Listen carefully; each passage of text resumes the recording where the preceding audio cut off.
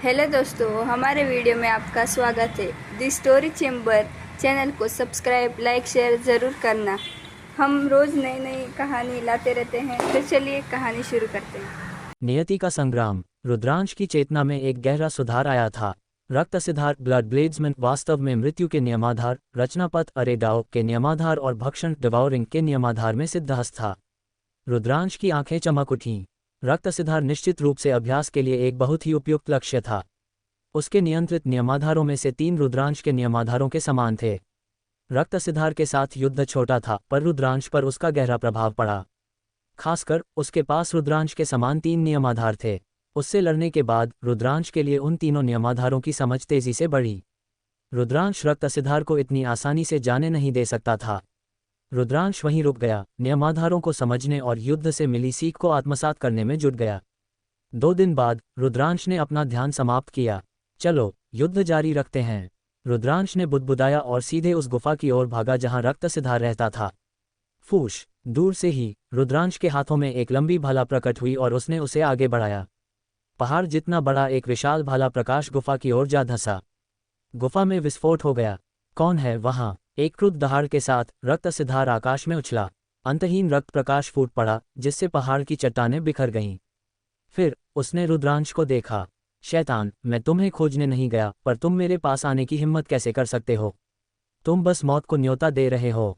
मारो! रक्त सिद्धार्थ दहाड़ा और रुद्रांश पर टूट पड़ा। धमाका, धमाका, धमाका। दोनों ने लगातार कुछ चालें चलीं। पिछली बार की तरह रुद्रांश अभी भी उसका मुकाबला नहीं कर पाया। वह पूरी तरह से दब गया और गंभीर रूप से घायल हो गया। मृत्यु के नियमाधार का तीसरा स्तर। तो ऐसा है, तो ऐसा है। हा हा हा! रुद्रांश अपने मन में खूब हंसा। रक्त सिद्धार्थ के साथ युद्ध के दौरान रुद्रांश ने उसकी मृत्यु नियमाधार से प्रेरणा का एक अंश पकड़ा था। उसे लगा कि अब एक सफलता की उम्मीद है। रक्त सिद्धार्थ, आज लड़ना बंद करते हैं, किसी और दिन लड़ेंगे। रुद्रांश हंसा और अपने षटपन की पंखों के साथ दूर उड़ गया। रक्त सिद्धार्थ दहाड़ा और पागलपन की हद तक पीछा किया। हालांकि थोड़ी देर पीछा करने के बाद वह असहाय होकर रुक गया। इस शैतान की जान बचाने की ऊर्जा बहुत शक्तिशाली है और इसकी गति भी तेज है। जब तक वह गंभीर रूप से घायल न हो जाए कि वह पलटवार न कर सके, तब तक उसे मारना बहुत मुश्किल है। रक्त सिद्धार्थ ने दांत पीसे और पलक झपकते ही वहां से चला गया। इस बार रक्त सिद्धार्थ ने लगातार अपनी जगह बदल ली, इस डर से कि रुद्रांश गुप्त रूप से उसका पीछा कर रहा होगा। उसने सही अनुमान लगाया था। रुद्रांश वास्तव में उनका पीछा कर रहा था और रक्त सिद्धार्थ ने उसे बिल्कुल भी नहीं देखा। रक्त सिद्धार्थ सत्य सम्राट युद्ध क्षेत्र के मुख्य क्षेत्र से बहुत परिचित था। कुछ दूर दौड़ने के बाद उसने चारों ओर देखा, पर रुद्रांश को नहीं देखा। फिर वह एक गुप्त स्थान पर छिप गया। रुद्रांश पास में ही साधना कर रहा था। उसने अपने मन का एक हिस्सा रक्त सिद्धार्थ की हरकतों पर नजर रखने के लिए छोड़ दिया था, जबकि उसके मन का अधिकांश भाग नियमाधारों को समझने में उपयोग हो रहा था। मृत्यु के नियमाधार के प्रति उसकी समझ लगातार गहरी होती गई। अंत में कुछ दिनों के बाद मृत्यु उपदेश में सफलता मिली और उसने सीमा को तोड़ दिया। एक ही झटके में उपदेश के तीसरे क्षेत्र में प्रवेश किया। ये नियमाधारों का शिखर था, नियमाधारों की सीमा। मृत्यु नियमाधार में सफलता के बाद रुद्रांश की युद्ध शक्ति आसमान छू गई। यह एक परम नियमाधार था और युद्ध शक्ति में वृद्धि विशेष रूप से चौंकाने वाली थी। रुद्रांश की युद्ध शक्ति एक ही झटके में एक पूरे पायदान तक बढ़ गई और 12वें दर्जे के सत्य सम्राट के शिखर पर पहुंच गई। ठीक है, रुद्रांश के चेहरे पर मुस्कान आ गई। जैसे ही वह रक्त सिद्धार्थ के साथ अपना युद्ध जारी रखने वाला था, उसने देखा कि एक आकृति प्रकट हुई। ये रक्त सिद्धार्थ ही था। रक्त सिद्धार्थ ने कुछ देर तक चारों ओर देखा, फिर मुड़ा और एक दिशा में चला गया। रुद्रांश गुप्त रूप से उनका पीछा किया। कुछ ही देर बाद रुद्रांश ने रक्त सिद्धार्थ को एक पहाड़ की चोटी पर घात लगाकर बैठे देखा। फिर उसने दूर से उड़ते हुए एक आकृति को देखा। वह देवखंड भूमि का एक प्राणी था। ये व्यक्ति फिर से देवखंड भूमि के जीवों को मारना चाहता था। गुनगुनाहट। रक्त सिद्धार्थ ने अपना वार किया। एक तलवार प्रकाश फूट पड़ा, जो उस प्राणी की ओर झपट पड़ा। देवखंड भूमि का प्राणी चौंक गया। वह एक भयंकर बाघ में बदल गया और एक लंबी दहाड़ लगाई उसके मुंह से प्रकाश की एक किरण निकली। हालांकि इस बाघ में केवल 12वें दर्जे के सत्य सम्राट की युद्ध शक्ति थी। ये रक्त सिद्धार्थ का मुकाबला नहीं कर सका। प्रकाश स्तंभ कट गया और तलवार की ऊर्जा उसके शरीर से टकराई, जिससे वह हवा में उड़ गया। उसका शरीर घावों से भरा था। वह गंभीर रूप से घायल हो गया और अब लड़ नहीं सकता था। रक्त सिद्धार्थ, भयंकर बाघ ने दहाड़ लगाई, निराशा से भरा हुआ। मर जाओ, रक्त सिद्धार्थ ने क्रूरता से कहा। रक्त सिद्धार्थ, मैं तुम्हारा प्रतिद्वंद्वी हूं। इसी समय रुद्रांश भी बाहर निकला और उसने अपना भाला चलाया। एक भयानक भाला किरण रक्त असिधार की ओर जा धंसी। रक्त असिधार को भयंकर बाघ को मारने का समय नहीं मिला। वह केवल मुड़कर रुद्रांश पर वार कर सका। धमाका! भाले की आभा बिखर गई और रुद्रांश का हमला रुक गया। लंबी भाला लगातार कांपती रही। शैतान, ये फिर से तुम हो, तुम! युद्ध शक्ति! रक्त असिधार चौंक गया। उसने महसूस किया कि पिछली बार की तुलना में रुद्रांश की युद्ध शक्ति में काफी सुधार हुआ है। रक्त असिधार, हमारा युद्ध अभी खत्म नहीं हुआ है। चलो, जारी रखते हैं। रुद्रांश आगे बढ़ा और रक्त असिधार के साथ एक भयंकर युद्ध में उलझ गया। वरिष्ठ, जल्दी से निकल जाओ। उसी समय रुद्रांश ने भयंकर बाघ को एक ध्वनि संदेश भेजा। युवा मित्र, धन्यवाद। भयंकर बाघ ने रुद्रांश का धन्यवाद किया और मुड़कर चला गया। पलक झपकते ही रुद्रांश और रक्त असिधार ने 10 से अधिक चालों का आदान प्रदान कर लिया था। रुद्रांश अभी भी रक्त असिधार का मुकाबला नहीं कर पा रहा था। हालांकि वह पहले से कहीं बेहतर था। हालांकि रुद्रांश पूरी तरह से नीचे था और दूसरे पक्ष द्वारा घायल हो गया था। चोटें गंभीर नहीं थीं और वह अभी भी इसका विरोध कर सकता था। रुद्रांश ने रक्त असिधार से लड़ने के लिए अपनी पूरी ताकत लगा दी। धमाका! धमाका! दोनों ने 20 से अधिक चालों का आदान प्रदान किया। रुद्रांश आखिरकार गंभीर चोटों के साथ पीछे हट गया। चलो चलते हैं। रुद्रांश ने षटपंखी दिव्य पंखों को सक्रिय किया, मुड़ा और भाग गया। उसकी गति पहले से तेज थी और रक्त असिधार उसे बिल्कुल भी पकड़ नहीं सका। लानत है, लानत है, लानत है! रक्त असिधार इतना क्रोधित था कि वह खून की उल्टी करने वाला था। वह जानता था कि उसे रुद्रांश ने निशाना बनाया है और वह उससे छुटकारा नहीं पा सकता है। अगर उसे पता होता कि ऐसा होगा तो उसने उस समय रुद्रांश के खिलाफ कार्रवाई नहीं की होती। अब पछताने से कोई फायदा नहीं था। इसके बाद रक्त असिधार ने चाहे जो भी तरीका अपनाया, वह रुद्रांश को हिला नहीं सका। हर थोड़ी देर में रुद्रांश उसे खोजने और उससे लड़ने के लिए आता। हालांकि वह युद्ध क्षेत्र छोड़कर 2 विश्वनगर 2 वर्ल्ड सिटी में लौटने की हिम्मत नहीं कर सका, क्योंकि रुद्रांश उस पर नजर रखे हुए था।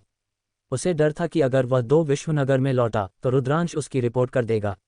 अगर ऐसा हुआ तो वह बिना दफन हुए मर जाएगा। पूरा आधा साल ऐसे ही बीत गया। पिछले 6 महीनों में रुद्रांश ने रक्त असिधार के साथ 10 से अधिक युद्ध लड़े थे। उसकी प्रगति आश्चर्यजनक थी। रक्त असिधार सबसे अच्छी जादू शोधनशिला थी। उसकी युद्ध शक्ति रुद्रांश से थोड़ी अधिक थी, पर ज्यादा नहीं। हर बार रुद्रांश पूरी ताकत से लड़ सकता था। पिछले 6 महीनों में रुद्रांश के भक्षण नियमाधार और रचनापथ नियमाधार ने तीसरे क्षेत्र में सफलता प्राप्त की थी। 2 राजपथ नियमाधारों किंगपाथ लॉज में सफलता के कारण रुद्रांश की युद्ध शक्ति 13वें दर्जे के सत्य सम्राट तक बढ़ गई थी। यह उसे खत्म करने का समय है। इस समय रुद्रांश ने रक्त असिधार से छुटकारा पाने का फैसला किया। धमाका! रुद्रांश ने रक्त असिधार का पीछा किया और हमला किया। शैतान, चलो एक साथ मरते हैं। रक्त असिधार पागल होने वाला था क्योंकि उसने रुद्रांश पर पागलों की तरह हमला किया। हालांकि रुद्रांश की युद्ध शक्ति रक्त असिधार से केवल एक पायदान कम थी। वह बाद वाले से बिल्कुल भी नहीं डरता था। रुद्रांश ने हार जीत की रणनीति का इस्तेमाल किया और अंततः रक्त असिधार को गंभीर रूप से घायल कर दिया, जबकि उसकी अपनी चोटें तेजी से ठीक हो गईं। मैं तुम्हें तुम्हारे रास्ते पर भेजूंगा, रुद्रांश ने ठंडक से कहा। उसकी लंबी भाला एक इंद्रधनुष की तरह थी जो शून्य को भेद रही थी। रक्त असिधार रुद्रांश का मुकाबला नहीं कर सका। अंत में रुद्रांश के भाले ने उसके सिर को छेद दिया और उसकी आत्मा को नष्ट कर दिया। चूंकि तुमने आधे साल तक मेरी साधना में मेरा साथ दिया है, मैं तुम्हारा विश्व केंद्र वर्ल्ड कोर्ट नहीं लूंगा, रुद्रांश ने बुदबुदाया। रक्त असिधार की भंडार अंगूठी स्टोरेज रिंग लेने के बाद उसने अपनी हथेली से वार किया और जमीन में एक बड़ा छेद कर दिया। फिर उसने रक्त असिधार के शव को उसमें दफना दिया। इसे आधे साल तक उसके अभ्यास साथी के प्रति एक उपकार भी माना जा सकता था, जिससे रुद्रांश की युद्ध शक्ति 2 स्तरों तक बढ़ गई थी। फिर रुद्रांश की आकृति चमकी और वह चला गया। कुछ ही देर बाद रुद्रांश एक गुप्त स्थान पर आया। उसने रक्त असिधार की भंडार अंगूठी निकाली और उसकी जांच की। इस आदमी के पास काफी संसाधन हैं। रुद्रांश ने पाया कि रक्त असिधार की भंडार अंगूठी में कम से कम 100 विदेशी स्फटिक केंद्र थे। वे सभी सत्य सम्राट क्षेत्र के विदेशी स्फटिक केंद्र थे और दर्जनों विश्व केंद्र थे। मैं पहले थोड़ी देर साधना करूंगा। रुद्रांश ने अपनी साधना को बेहतर बनाने की योजना बनाई। अब उसके 9 नियमाधारों में से 3 तीसरे क्षेत्र में पहुंच चुके थे, जबकि अन्य 6 दूसरे क्षेत्र के शिखर पर थे। उसे अपनी साधना बढ़ानी चाहिए। हालांकि रुद्रांश ने साधना के लिए चैतन्य रत्न केओस जेम्स नहीं निकाले। इसके बजाय उसने विश्व केंद्र निकाला और उसे शुद्ध करना शुरू कर दिया। विश्व केंद्र पर मौजूद नियमाधार को नष्ट करने के बाद रुद्रांश ने उसे शुद्ध करना शुरू कर दिया। जैसे ही रुद्रांश विश्व के हृदय को शुद्ध कर रहा था और अपनी साधना में सुधार कर रहा था, दो विश्वनगर में लालन परिवार के एक बड़े हॉल में लालन राज लांचेंग और लालन परिवार के विशेषज्ञ एक बैठक कर रहे थे। रुद्रांश, तुम फिर से सत्य सम्राट के युद्ध क्षेत्र में प्रवेश कर चुके हो, क्या तुम निश्चित हो? लालन राज ने लालन परिवार के एक वृद्ध व्यक्ति से पूछा। मुझे यकीन है। इसके अलावा रुद्रांश लगातार रक्त असिधार के खिलाफ लड़ रहा है। वृद्ध व्यक्ति ने कहा। रक्त असिधार, उसकी युद्ध शक्ति क्या है? लालन राज ने पूछा। मैंने सुना है कि यह 14वें दर्जे का सत्य सम्राट है। वृद्ध व्यक्ति ने कहा। क्या 14वें दर्जे का सत्य सम्राट? रुद्रांश पहले ही 14वें दर्जे के सत्य सम्राट के साथ लड़ने में सक्षम है। उसका सुधार बहुत तेज है। यह अवश्य ही अविनाशी प्राचीन ग्रंथ इंडिस्ट्रक्टेबल एंशिएंट स्क्रॉल होगा। यह अवश्य ही होगा। लालन राज थोड़ा हैरान था और उसकी आंखों में लालच झलक रहा था। मेरा आदेश नीचे भेजो। लालन परिवार का कोई भी विशेषज्ञ जो सत्य सम्राटों के युद्ध क्षेत्र में प्रशिक्षण ले रहा है, यदि वे रुद्रांश का सामना करते हैं तो बिना दया के मार दिया जाना चाहिए। उसकी आत्मा से अविनाशी प्राचीन ग्रंथ निकालो। लालन राज ने उदास चेहरे के साथ पूछा। दिव्यराज सेलेस्टियल थियच, अगर यह बात बाहर निकली तो मुझे डर है कि हम अन्य शक्तिशाली लोगों द्वारा निशाना बनाए जाएंगे। लालन परिवार के वृद्ध ने कहा। तो किसी को पता न चले, इसे गुप्त रूप से करो। अग्नि परिवार यान फैमिली से संपर्क करो और उनके साथ सेना में शामिल हो जाओ। लालन राज ने आदेश दिया। एक एक करके रुद्रांश ने दर्जनों विश्व केंद्रों को शुद्ध किया। उसका छोटा विश्व स्मॉल वर्ल्ड फिर से फैल गया। धमाका धमाका धमाका। रुद्रांश का छोटा विश्व बड़ा और बड़ा होता गया। यह आखिरकार तब रुका जब ये 3 लाख मील के दायरे में था। सफलता की शुरुआत में छोटे विश्व का आकार 1 लाख मील के दायरे में था। प्रत्येक सफलता के बाद छोटे विश्व की लंबाई और चौड़ाई 1 लाख मील बढ़ जाएगी। पहले रुद्रांश का साधना स्तर द्वितारा सत्य सम्राट 2 स्टार ट्रू एम्परर था और उसके छोटे विश्व का दायरा 2 लाख मील था। अब रुद्रांश ने बड़ी मात्रा में विश्व केंद्र को शुद्ध किया था और उसकी साधना फिर से टूट गई थी। उसका छोटा विश्व 3 लाख मील के दायरे तक फैल गया था। रुद्रांश की युद्ध शक्ति में आखिरकार सुधार हुआ और वह मुश्किल से 14वें दर्जे के सत्य सम्राट की युद्ध शक्ति तक पहुंच गया।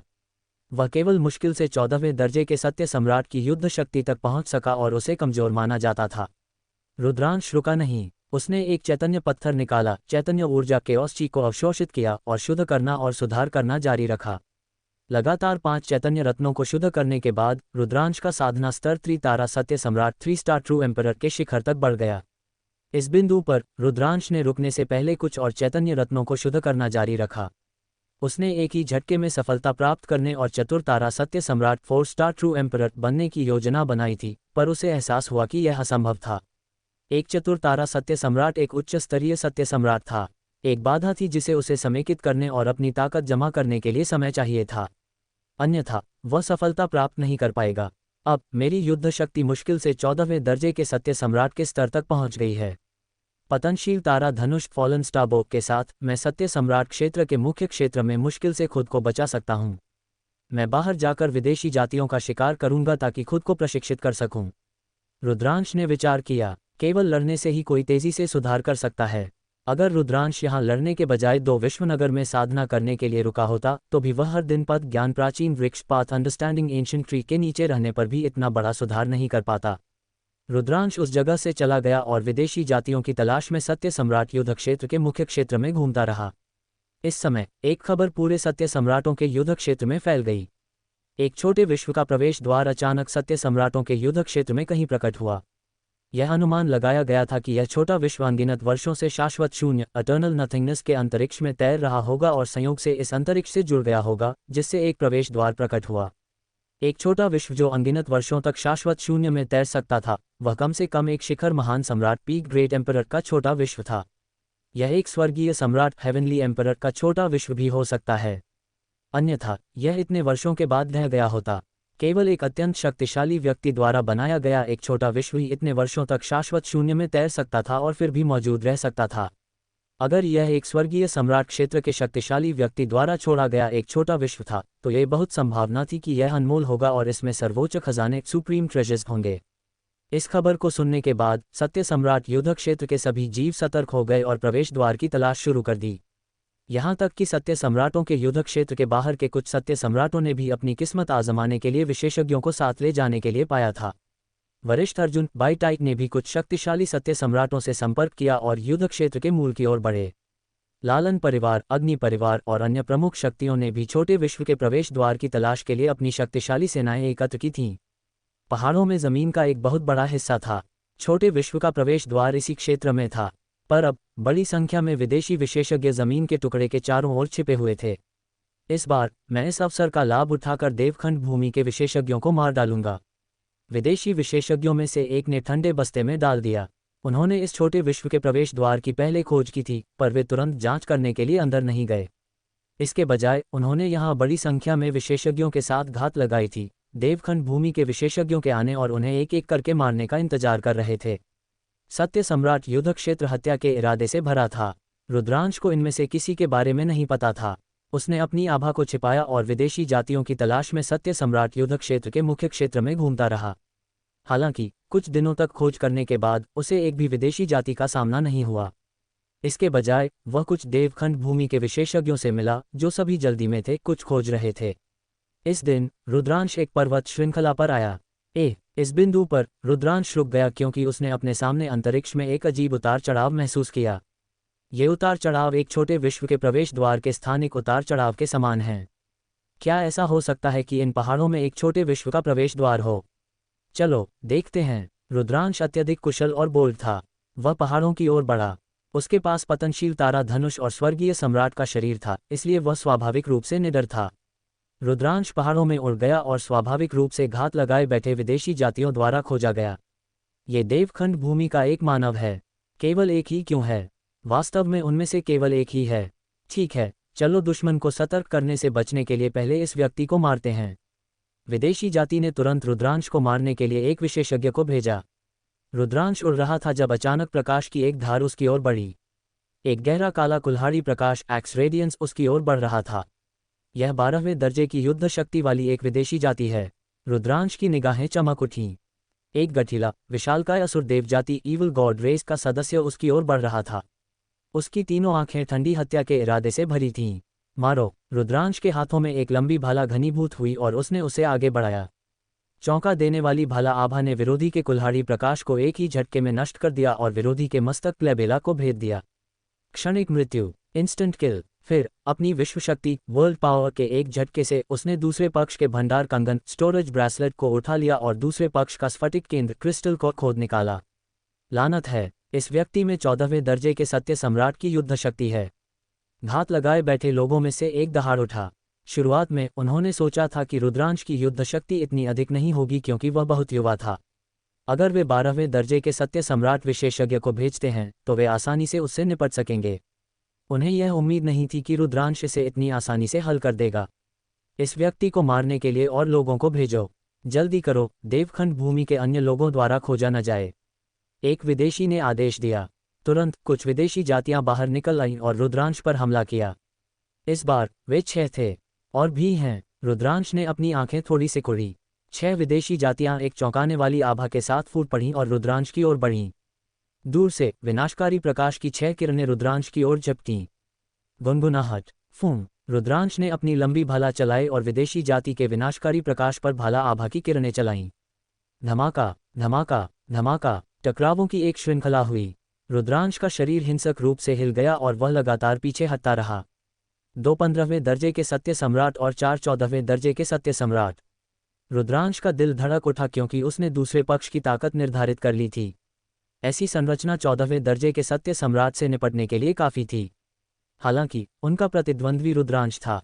हालांकि रुद्रांश घायल हो गया था, पर उसकी चोटें तेजी से ठीक हो रही थीं और वह किसी गंभीर स्थिति में नहीं था। मारो! 6 विदेशी जातियां रुद्रांश पर हर तरह के हमलों के साथ टूट पड़ीं, उसे डुबोने की कोशिश कर रही थीं। आओ! रुद्रांश की आंखें लड़ने की भावना से भरी थीं। उसने अपना भाला पकड़ा और आगे बढ़ गया। दोनों पक्ष टकराते रहे और एक दूसरे को मारते रहे। हालांकि रुद्रांश नुकसान में था, पर विदेशी जाति के लिए उसे कम समय में मारना असंभव था। 10 से अधिक चालों के बाद रुद्रांश ने अपनी चोटों का जोखिम उठाया और एक ही वार में एक 14वें दर्जे के सत्य सम्राट विदेशी को हवा में मार गिराया। लानत है, देवखंड भूमि का ये मानव इतना शक्तिशाली कैसे हो सकता है? उसकी जीवन शक्ति अविश्वसनीय रूप से हठी है। घात लगाए बैठे कुछ गैर मानव प्राणी गुस्से में दहाड़ उठे। फिर और भी गैर मानव प्राणी बाहर निकल आए। इस बार वे 1 दर्जन से अधिक थे। सबसे मजबूत में 16वें दर्जे के सत्य सम्राट की युद्ध शक्ति थी। इतने सारे क्या ये विदेशी जाति का घोंसला हो सकता है? रुद्रांश की नज़र गंभीर थी। इतनी सारी विदेशी जातियां और उनमें से कुछ में 16वें दर्जे के सत्य सम्राट की युद्ध शक्ति भी थी। रुद्रांश स्पष्ट रूप से उनका मुकाबला नहीं था। धमाका! रुद्रांश ने एक ही वार में एक 14वें दर्जे के सत्य सम्राट मार्शल कलाकार को वापस खदेड़ दिया। फिर वह पूरी गति से आगे बढ़ा। उसी समय पतनशील तारा धनुष उसके हाथों में दिखाई दिया। गुनगुनाहट! रुद्रांश ने पतनशील तारा धनुष को खींचा और 9 नव रंगीन तीर 9 कलर्ड एरोज उड़ गए। वे एक 15वें दर्जे के सत्य सम्राट विदेशी की ओर लक्षित थे। बैंग! यह विदेशी प्राणी हवा में मार गिराया गया। गुनगुनाहट! गुनगुनाहट! रुद्रांश ने लगातार अपना धनुष खींचा। धनुष की डोरी कंपन करती रही और एक के बाद एक कुछ तीर उड़ गए। प्रत्येक तीर ने एक विदेशी को मार डाला। घृणित! घात लगाए बैठे वे विदेशी जातियां अब शांत नहीं बैठ सकीं। कुछ और भयानक तो और भी ज्यादा क्रोधित थे। बाहर निकलो और इस व्यक्ति को मार डालो! एक नेता स्तर के गैर मानव ने चिल्लाया और बाहर निकल आया। इस बार आसपास के पहाड़ों से 200 से अधिक विदेशी जातियां बाहर निकल आईं। उनमें से प्रत्येक में 10वें दर्जे के सत्य सम्राट से ऊपर की युद्ध शक्ति थी। सबसे मजबूत तो 17वें दर्जे के सत्य सम्राट की युद्ध शक्ति तक पहुंच गया था। इतने सारे! रुद्रांश की अभिव्यक्ति वास्तव में बदल गई। एक ही समय में कुछ 100 विदेशी जातियां और वे सभी कम से कम 10वें दर्जे के सत्य सम्राट पर थीं। ये निश्चित रूप से कोई संयोग नहीं था। वे लंबे समय से यहाँ घात लगाए बैठे थे। हालांकि रुद्रांश को नहीं पता था कि क्या हुआ था, पर वह अच्छी तरह जानता था कि वह बदकिस्मत था और गलती से विदेशी जातियों की घात में आ गया था। सैकड़ों विदेशी जातियां, जिनमें से सभी की युद्ध शक्ति 10वें दर्जे के सत्य सम्राट या उससे ऊपर थी, सभी दिशाओं से रुद्रांश पर टूट पड़ीं। पूरा शून्य हिल रहा था जैसे हजारों सैनिकों की सेना हो। इसे मार डालो! विदेशी जाति के सदस्यों में से एक चिल्लाया। इस व्यक्ति का रूप एक मानव जैसा था और बैंगनी बाल थे। वह वास्तव में राजसी जाति रॉयल रेस का सदस्य था। फूं फूं! विनाशकारी प्रकाश की कुछ किरणें फूट पड़ीं, जिससे शून्य लगातार कांपने लगा। रुद्रांश के हाथ में एक पत्थर की तलवार दिखाई दी। उसी समय स्वर्गीय सम्राट का भौतिक शरीर सेलेस्टियल थिएचर्स फिजिकल बॉडी उभरा और रुद्रांश के सामने तैरने लगा, आकार में बढ़ता गया। रुद्रांश ने एक कदम आगे बढ़ाया और उसका शरीर स्वर्गीय सम्राट के भौतिक शरीर में विलीन हो गया। रुद्रांश के लिए इतनी सारी विदेशी जनजाति के शक्तिशाली लोगों का मुकाबला करना असंभव था। वह शायद तुरंत इतनी सारी विदेशी जनजातियों के हमलों से डूब जाएगा और इतने सारे हमलों से उड़ जाएगा। एकमात्र तरीका स्वर्गीय सम्राट के भौतिक शरीर का उपयोग करना था। गुनगुनाहट! स्वर्गीय सम्राट के भौतिक शरीर को नियंत्रित करते हुए रुद्रांश ने अपनी तलवार चलाई। तलवार की ऊर्जा की एक किरण, विशाल और शक्तिशाली, बादलों को चीरती हुई, विदेशी जनजाति के हमले को तोड़ते हुए विदेशी जनजाति के सदस्यों के समूह की ओर झपटी। Puff puff! विदेशी जातियों में से कुछ, जो सभी 10वें दर्जे के सत्य सम्राट थे, तलवार की ऊर्जा से 2 हिस्सों में कट गए। इस समय लोगों का एक समूह पास में ही पहुंचा। लोगों का ये समूह लालन और अग्नि परिवारों के विशेषज्ञ थे। वे दर्जनों थे और भयानक सत्य सम्राट विशेषज्ञों की कोई कमी नहीं थी। लालन और अग्नि परिवारों के विशेषज्ञ भी छोटे विश्व के प्रवेश द्वार की तलाश कर रहे थे। वे दूर से शक्तिशाली तलवार की ऊर्जा देख सकते थे। आगे विशेषज्ञों के बीच एक लड़ाई है। कितनी भयानक शक्ति! छिपने के लिए सावधान रहें! लालन परिवार के विशेषज्ञों में से एक ने धीमी आवाज में कहा। ये लोग तुरंत अपनी आभा को छिपाते हुए ध्यान से आगे बढ़े। फिर वे एक पहाड़ की चोटी पर उतरे और आगे देखा। एक नज़र में उन्होंने रुद्रांश को स्वर्गीय सम्राट के भौतिक शरीर को नियंत्रित करते हुए विदेशी जाति के खिलाफ लड़ते देखा। बेशक उन्होंने रुद्रांश को नहीं पहचाना क्योंकि वह स्वर्गीय सम्राट के भौतिक शरीर में विलीन हो गया था। जब उन्होंने इतनी सारी विदेशी जातियों को देखा तो वे लगभग डर के मारे मर गए। आगे एक अद्भुत स्थानिक उतार चढ़ाव है। क्या छोटे विश्व का प्रवेश द्वार यहीं हो सकता है? क्या ऐसा हो सकता है कि ये विदेशी जातियां यहाँ घात लगाए बैठी हों, हमारी देवखंड भूमि के शक्तिशाली लोगों को घात लगाकर मारने की कोशिश कर रही हों? लालन परिवार और अग्नि परिवार आसानी से इस महत्वपूर्ण बिंदु के बारे में सोच सकते थे। इस विचार पर उनके चेहरे पीले पड़ गए। वे समझ गए कि कोई पहले ही इस जगह पर आ चुका था या वे खत्म हो गए होते। वह विशालकाय पुतला कौन है? कितनी शक्तिशाली युद्ध क्षमता! वह एक कठपुतली होनी चाहिए। लालन और अग्नि परिवारों के विशेषज्ञों ने धीमी आवाज में चर्चा की। इस समय रुद्रांश ने लगातार कुछ और विदेशी जातियों को मार डाला था, जिससे विदेशी जातियां क्रोधित हो गईं। चलो एक साथ हमला करते हैं! गैरमानव राजा दहाड़ उठा। सभी विदेशी जातियों ने अपनी चाल चली। सैकड़ों हमले रुद्रांश पर लक्षित थे। ये सभी हमले 10वें दर्जे के सत्य सम्राट से ऊपर के प्राणियों के थे। शक्ति इतनी चौंकाने वाली थी कि साधारण महान सम्राट भी उन्हें सिर पर लेने की हिम्मत नहीं करते थे और केवल चकमा दे सकते थे। हालांकि स्वर्गीय सम्राट का भौतिक शरीर अभी भी स्वर्गीय सम्राट का भौतिक शरीर था। इसके अलावा ये पत्थर का बना था और बेहद मजबूत था। महान सम्राट भी इसमें घुस नहीं सकते थे, सत्य सम्राटों की तो बात ही क्या। रुद्रांश ने सभी दिशाओं से हमलों की परवाह नहीं की। उसने स्वर्गीय सम्राट की तलवार पकड़ी और विदेशी जाति की ओर भागा। मारो! रुद्रांश ने एक लंबी दहाड़ लगाई और अपनी तलवार चलाई। तलवार की किरण 100 मील लंबी थी और 3 विदेशी जातियां हवा में उड़ गईं। रुद्रांश ने एक ही वार में 3 विदेशी जातियों को मार डाला। फिर उसने अपनी तलवार को क्षैतिज रूप से चलाया और 2 और विदेशी जातियों को मार गिराया। सैकड़ों बाहरी लोगों के हमले स्वर्गीय सम्राट के भौतिक शरीर पर पड़े, जिससे तेज गड़गड़ाहट हुई। हालांकि स्वर्गीय सम्राट का भौतिक शरीर पूरी तरह से ठीक था। हालांकि रुद्रांश की युद्ध तलवार नहीं रुकी और वह लगातार वार करता रहा। पहाड़ जितना बड़ा विशाल तलवार प्रकाश चौंकाने वाली शक्ति के साथ आकाश में झपट गया। इन वर्षों में रुद्रांश को विदेशी जातियों से प्राप्त ऊर्जा स्फटिकों से ऊर्जा को स्वर्गीय सम्राट के शरीर में एकीकृत करने के लिए कुछ समय मिला। स्वर्गीय सम्राट के भौतिक शरीर की ऊर्जा पहले ही 30% के करीब थी। ये बेहद शक्तिशाली था। Bang bang bang! जैसे ही पहाड़ जैसा तलवार प्रकाश नीचे दबा, गैर मानव प्राणियों के शरीर एक के बाद एक फट गए और वे मौके पर ही मर गए। कुछ ही सांसों में दर्जनों विदेशी मारे गए। उनकी जो भी युद्ध शक्ति थी, वे रुद्रांश के एक वार का सामना नहीं कर सके। जब स्वर्गीय सम्राट के भौतिक शरीर में लगभग 30% ऊर्जा फूटती थी, तो एक साधारण एक तारा महान सम्राट भी खतरे में पड़ जाता था। रुद्रांश उसे मार सकता था, सत्य सम्राट की तो बात ही क्या। एक 18वें दर्जे के सत्य सम्राट की युद्ध शक्ति केवल सत्य सम्राट क्षेत्र के बराबर थी। यहाँ तक कि सबसे शक्तिशाली 18वां दर्जा भी सत्य सम्राट के शिखर पर था और वे अभी भी सेकंडों में मारे जाएंगे। इसलिए उनकी युद्ध शक्ति का स्तर चाहे जो भी हो, जब उनका सामना रुद्रांश से हुआ तो केवल एक ही परिणाम था और वह था सेकंडों में मारे जाना। वे अजेय थे। मारो! रुद्रांश चिल्लाया। भीड़ों के झुंड के बीच एक बाघ की तरह उसने हमला किया और बेतहाशा मार डाला। उसकी युद्ध तलवार लगातार वार करती रही और हर वार ने कुछ बाहरी लोगों का जीवन ले लिया। 1 मिनट से भी कम समय में 200 से अधिक विदेशी जातियों में से 100 से अधिक रुद्रांश की तलवार के नीचे मर चुके थे। जाओ, जल्दी जाओ! बचे हुए विदेशी जाति के सदस्य आखिरकार घबरा गए। वे डर के मारे चिल्लाए और भागने के लिए मुड़ गए। मारो! रुद्रांश की नज़र विदेशी राजसी जाति पर थी। गैरमानव राजसी जातियों की संख्या दयनीय रूप से कम थी, पर इसमें कोई संदेह नहीं था कि उनमें से प्रत्येक में चौंकाने वाली प्रतिभा थी। एक बार जब वे वयस्कता तक पहुंच जाते थे तो उनमें भयानक युद्ध शक्ति होती थी। उनमें स्वर्ग के पसंदीदा हेवेंस फेवरेट्स और भी भयानक थे। चूंकि उसने उन्हें देखा, वह उन्हें जाने नहीं दे सकता था। रुद्रांश ने विदेशी राजसी का पीछा किया। उसे रोको! गैरमानव राजा भयभीत था। वह अपनी जान बचाने के लिए भागा और अन्य गैरमानव जातियों को रुद्रांश को रोकने का आदेश दिया। विदेशी जातियों में पदानुक्रम सख्त और असामान्य था। राजसी जाति के सदस्य की स्थिति बेहद अनमोल थी।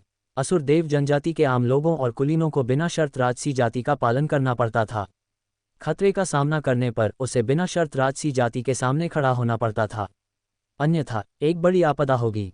उस पल हालांकि अन्य विदेशी जातियां डर गई थीं, फिर भी वे रुद्रांश की ओर बढ़ीं। उनमें से 17वें दर्जे के सत्य सम्राट की युद्ध शक्ति की कोई कमी नहीं थी। मारो! रुद्रांश ने कोई दया नहीं दिखाई। उसने आगे बढ़कर अपनी युद्ध तलवार से वार किया, एक के बाद एक विदेशी जाति को मार डाला। उनमें से एक 17वें दर्जे के सत्य सम्राट की युद्ध शक्ति वाला अस्तित्व भी था। सत्य सम्राटों के युद्ध क्षेत्र में एक 17वें दर्जे का सत्य सम्राट पहले से ही युद्ध शक्ति का शिखर था। ऐसा इसलिए था क्योंकि एक 18वें दर्जे का सत्य सम्राट सभी पहलुओं में सत्य सम्राट के शिखर पर पहुंच गया था। उनमें से अधिकांश एकांतवास में थे, महान सम्राट क्षेत्र में सफलता प्राप्त करने की तैयारी कर रहे थे। जब रुद्रांश ने स्वर्गीय सम्राट के शरीर को नियंत्रित किया तो वह सत्य सम्राट चरण में अजेय था। रुद्रांश उनके पास से भागा और दर्जनों सत्य सम्राटों को मार डाला। फिर वह गैर मानव राजसी कबीले की ओर भागा। पुफ! गैर मानव राजा डर से चिल्लाया, पर फिर भी तलवार से 2 हिस्सों में कट गया। भागो! अन्य गैर मानव सभी दिशाओं में भाग गए। रुद्रांश रुक गया और उसने पीछा करना जारी नहीं रखा। अभी अभी हुई भयंकर लड़ाई ने स्वर्ग और पृथ्वी के शरीर की बहुत ऊर्जा खपत की थी। इन विदेशी जातियों में 10वें दर्जे के सत्य सम्राट या उससे ऊपर की युद्ध शक्ति थी। रुद्रांश के लिए उन्हें मारना आसान लग रहा था, पर उसे बहुत ऊर्जा खपत करनी पड़ी थी। 100 से अधिक गैर मानव शक्तिशाली लोगों को मारने के बाद स्वर्गीय सम्राट के शरीर की ऊर्जा लगभग समाप्त हो गई थी। इतने सारे सत्य सम्राट क्षेत्र के विशेषज्ञों को मारना एक एक तारा महान सम्राट से लड़ने से आसान नहीं था। अब तक स्वर्गीय सम्राट के भौतिक शरीर में ऊर्जा लगभग पूरी तरह से समाप्त हो चुकी थी। विदेशी जाति के दूर भाग जाने के बाद रुद्रांश की आकृति प्रकट हुई और उसने स्वर्गीय सम्राट के शरीर को अंदर रख लिया। ऐसा लगता है कि यहाँ एक छोटे विश्व का प्रवेश द्वार होना चाहिए। ये विदेशी जातियां देवखंड भूमि के प्राणियों को मारने के इरादे से इस पड़ोस में घात लगाए बैठी हैं। एक बार सोचने पर रुद्रांश विदेशी जाति की योजना का अनुमान लगा सकता था। इस समय लालन परिवार और अग्नि परिवार के लोगों ने सदमे में अपनी आंखें चौड़ी कर लीं। रुद्रांश, वह रुद्रांश है, वह है, उसके पास ऐसा भयानक कठपुतली है। लालन और अग्नि परिवार के सदस्यों के चेहरे पीले पड़ गए। उन्हें सत्य सम्राटों के युद्ध क्षेत्र में मौका मिलने पर रुद्रांश को मारने के आदेश मिले थे। हालांकि रुद्रांश के पास वास्तव में इतनी शक्तिशाली कठपुतली थी जिससे उन्हें एक लिंगरिंग डर था। अगर उन्होंने रुद्रांश पर हमला किया होता तो वे मर चुके होते। ये सही नहीं है। इतनी शक्तिशाली कठपुतली को नियंत्रित करने के लिए एक शर्त होनी चाहिए। इसे इतनी आसानी से नियंत्रित करना असंभव है। अभी विदेशी जाति भाग गई पर उसने उनका पीछा नहीं किया। यह उसके जैसा नहीं लगता। क्या ऐसा हो सकता है कि कठपुतली का अब उपयोग नहीं किया जा सकता है? एक कठपुतली को नियंत्रित करने के लिए ऊर्जा की आवश्यकता होती है और ऊर्जा समाप्त हो जाएगी। लालन परिवार और अग्नि परिवार गुप्त रूप से संवाद कर रहे थे। इनमें से कुछ लोग पहले ही सैकड़ों हजारों साल तक जीवित रह चुके थे और कुछ तो लाखों साल तक। वे सभी अनुभवी और चालाक बूढ़े लोमड़ी थे, इसलिए वे कुछ ही क्षणों में सामान्य स्थिति का अनुमान लगा सकते थे। उनकी आंखें चमक उठीं और ठंडी हत्या के इरादे से भर गईं। यह एक महान अवसर था। अगर रुद्रांश की कठपुतली को अब नियंत्रित नहीं किया जा सकता था तो उसे मारने का सबसे अच्छा समय होगा। चलो पूरी ताकत लगाते हैं। लालन और अग्नि परिवारों के विशेषज्ञ दृढ़ थे। उनके उच्च अधिकारियों ने रुद्रांश को मारने और उसकी आत्मा में अविनाशी प्राचीन ग्रंथ को छीनने का अवसर खोजने का आदेश दिया था। अगर वे कार्य पूरा कर सके तो उन्हें भारी इनाम मिलेगा। अब जब आसपास स्वर्ग से कोई और नहीं था और रुद्रांश की कठपुतली का उपयोग नहीं किया जा सकता था तो ये हमला करने का सबसे अच्छा समय था। जाओ और रुद्रांश को मार डालो। लालन परिवार के नेता ने भीड़ को एक संदेश भेजा और फिर बाहर निकल आया। बाकी लोग भी बाहर निकल आए। इंद्रधनुष प्रकाश की किरणें तेजी से रुद्रांश की ओर झपटीं। रुद्रांश छोटे विश्व की ओर जाने वाला था जब उसने अचानक महसूस किया कि दर्जनों लोग उसकी दिशा में उड़ रहे हैं। वह स्तब्ध हुए बिना नहीं रह सका। उसने इन लोगों को लालन और अग्नि परिवारों के रूप में नहीं पहचाना। लालन परिवार और अग्नि परिवार के कोई विशेष प्रतीक नहीं थे। ये लोग सभी सत्य सम्राट थे। रुद्रांश ने उन्हें पहले कभी नहीं देखा था। उसने सोचा था कि दूसरा पक्ष केवल स्वर्ग क्षेत्र का एक साधारण व्यक्ति है। क्या ये लोग भी छोटे विश्व के लिए यहाँ हैं? रुद्रांश का दिल हिल गया। गुनगुनाहट, फूं। लालन परिवार और अग्नि परिवार के लोग रुद्रांश से थोड़ी दूर रुक गए। उन्होंने तुरंत वार नहीं किया। वे अभी भी रुद्रांश के तरीकों से थोड़ा डरते थे। तुम रुद्रांश हो? लालन परिवार के नेता ने रुद्रांश को अभी पहचाने होने का नाटक किया और आश्चर्यचकित नज़र से पूछा। वह मैं हूँ। क्या मैं जान सकता हूँ कि आप सभी यहाँ क्यों हैं? रुद्रांश ने कहा, मैं ज़ो ज़ेंग हूँ। लालन परिवार के नेता ने झूठ बोला। वह मुस्कुराते हुए चेहरे के साथ रुद्रांश की ओर बढ़ा और कहा, हाल ही में एक अफवाह उड़ी है कि एक छोटा विश्व जो अनगिनत वर्षों से शाश्वत शून्य में तैर रहा है वह सत्य सम्राट के युद्ध क्षेत्र से जुड़ गया है। शायद वहाँ असाधारण खजाने हैं, इसलिए बहुत से लोग आए हैं। भाई रुद्रांश, तुम भी इसी छोटे विश्व के लिए यहाँ आए होगे। लालन परिवार के नेता के चेहरे पर हमेशा मुस्कान थी। वह बहुत सज्जन था और लोगों को ऐसा महसूस कराता था जैसे वे वसंत की हवा में नहा रहे हों। कैमरा, ये वास्तव में एक छोटा विश्व है। रुद्रांश का दिल धड़क उठा पर उसने इसे जाहिर नहीं होने दिया। ये सही है, मैं भी छोटे विश्व के लिए यहाँ हूँ। इस समय लालन परिवार के नेता ने विदेशी शवों पर नजर डाली और कहा, इतने सारे विदेशी शव? क्या भाई रुद्रांश ने उन्हें मार डाला? उसने स्पष्ट रूप से देखा था पर न देखने का नाटक किया। वह रुद्रांश का परीक्षण करना चाहता था। नहीं, मैं भी अभी अभी यहाँ पहुँचा हूँ। रुद्रांश ने कहा, ओह, कहीं ऐसा तो नहीं कि कोई पहले ही उस छोटे विश्व में प्रवेश कर चुका है? तो चलो हम भी जल्दी से अंदर चलते हैं। लालन परिवार के नेता ने अपनी अभिव्यक्ति बदलने का नाटक किया। वह आगे बढ़ा और रुद्रांश के पास पहुंचा। इस क्षण लालन परिवार के नेता के हाथों से प्रकाश की एक भयानक किरण फूटी और रुद्रांश की ओर बढ़ी। इस समय वे दोनों बहुत करीब थे। अगर रुद्रांश सतर्क नहीं होता तो वह निश्चित रूप से चकमा नहीं दे पाता। हालांकि जैसे ही लालन परिवार के नेता ने अपनी चाल चली, रुद्रांश की पीठ पर षटपंखी पंख अचानक दिखाई दिए। एक पल में रुद्रांश की आकृति पूरी गति से उड़ गई, विरोधी के हमले से बचते हुए। लालन परिवार के नेता की अभिव्यक्ति बदल गई। वह उदास दिखने लगा क्योंकि उसने रुद्रांश को घूरते हुए कहा, तुमने कैसे पता लगाया? आप भेष बदलने में अच्छे हैं पर बाकी इतने अच्छे नहीं हैं। अगर कोई मुझे मारना चाहता है तो क्या आपको लगता है कि मैं ध्यान नहीं दूंगा? आप लोग कौन हैं? रुद्रांश की अभिव्यक्ति थोड़ी उदास थी। अगर उसकी इंद्रियां बहुत तेज न होती और लालन और अग्नि परिवारों के लोगों में तीव्र हत्या का इरादा न होता तो रुद्रांश उन्हें पकड़ लेता, भले ही उन्होंने इसे छिपाने की कोशिश की हो। तो क्या हुआ अगर तुम्हें पता चल गया? तुम आज भी मरोगे। हमला, लालन परिवार के नेता ने चिल्लाया। उसने खुद को और नहीं छिपाया और अपनी पूरी शक्ति को उजागर किया, रुद्रांश की ओर बढ़ते हुए। उसने अत्यंत भयानक युद्ध शक्ति प्रदर्शित की, 17वें दर्जे के सत्य सम्राट की युद्ध शक्ति। रुद्रांश की अभिव्यक्ति बदल गई। हालांकि रुद्रांश की युद्ध शक्ति मुश्किल से 14वें दर्जे के सत्य सम्राट क्षेत्र तक पहुंची थी, पर वह अभी भी 17वें दर्जे के सत्य सम्राट क्षेत्र से बहुत दूर था। वह उनका मुकाबला बिल्कुल नहीं था। इसके अलावा अन्य लोग भी थे। लालन परिवार और अग्नि परिवार के अन्य सदस्यों ने भी अपनी चाल चली। उनमें से प्रत्येक में चौंकाने वाली युद्ध शक्ति थी और वे सभी 10वें दर्जे के सत्य सम्राट से ऊपर थे।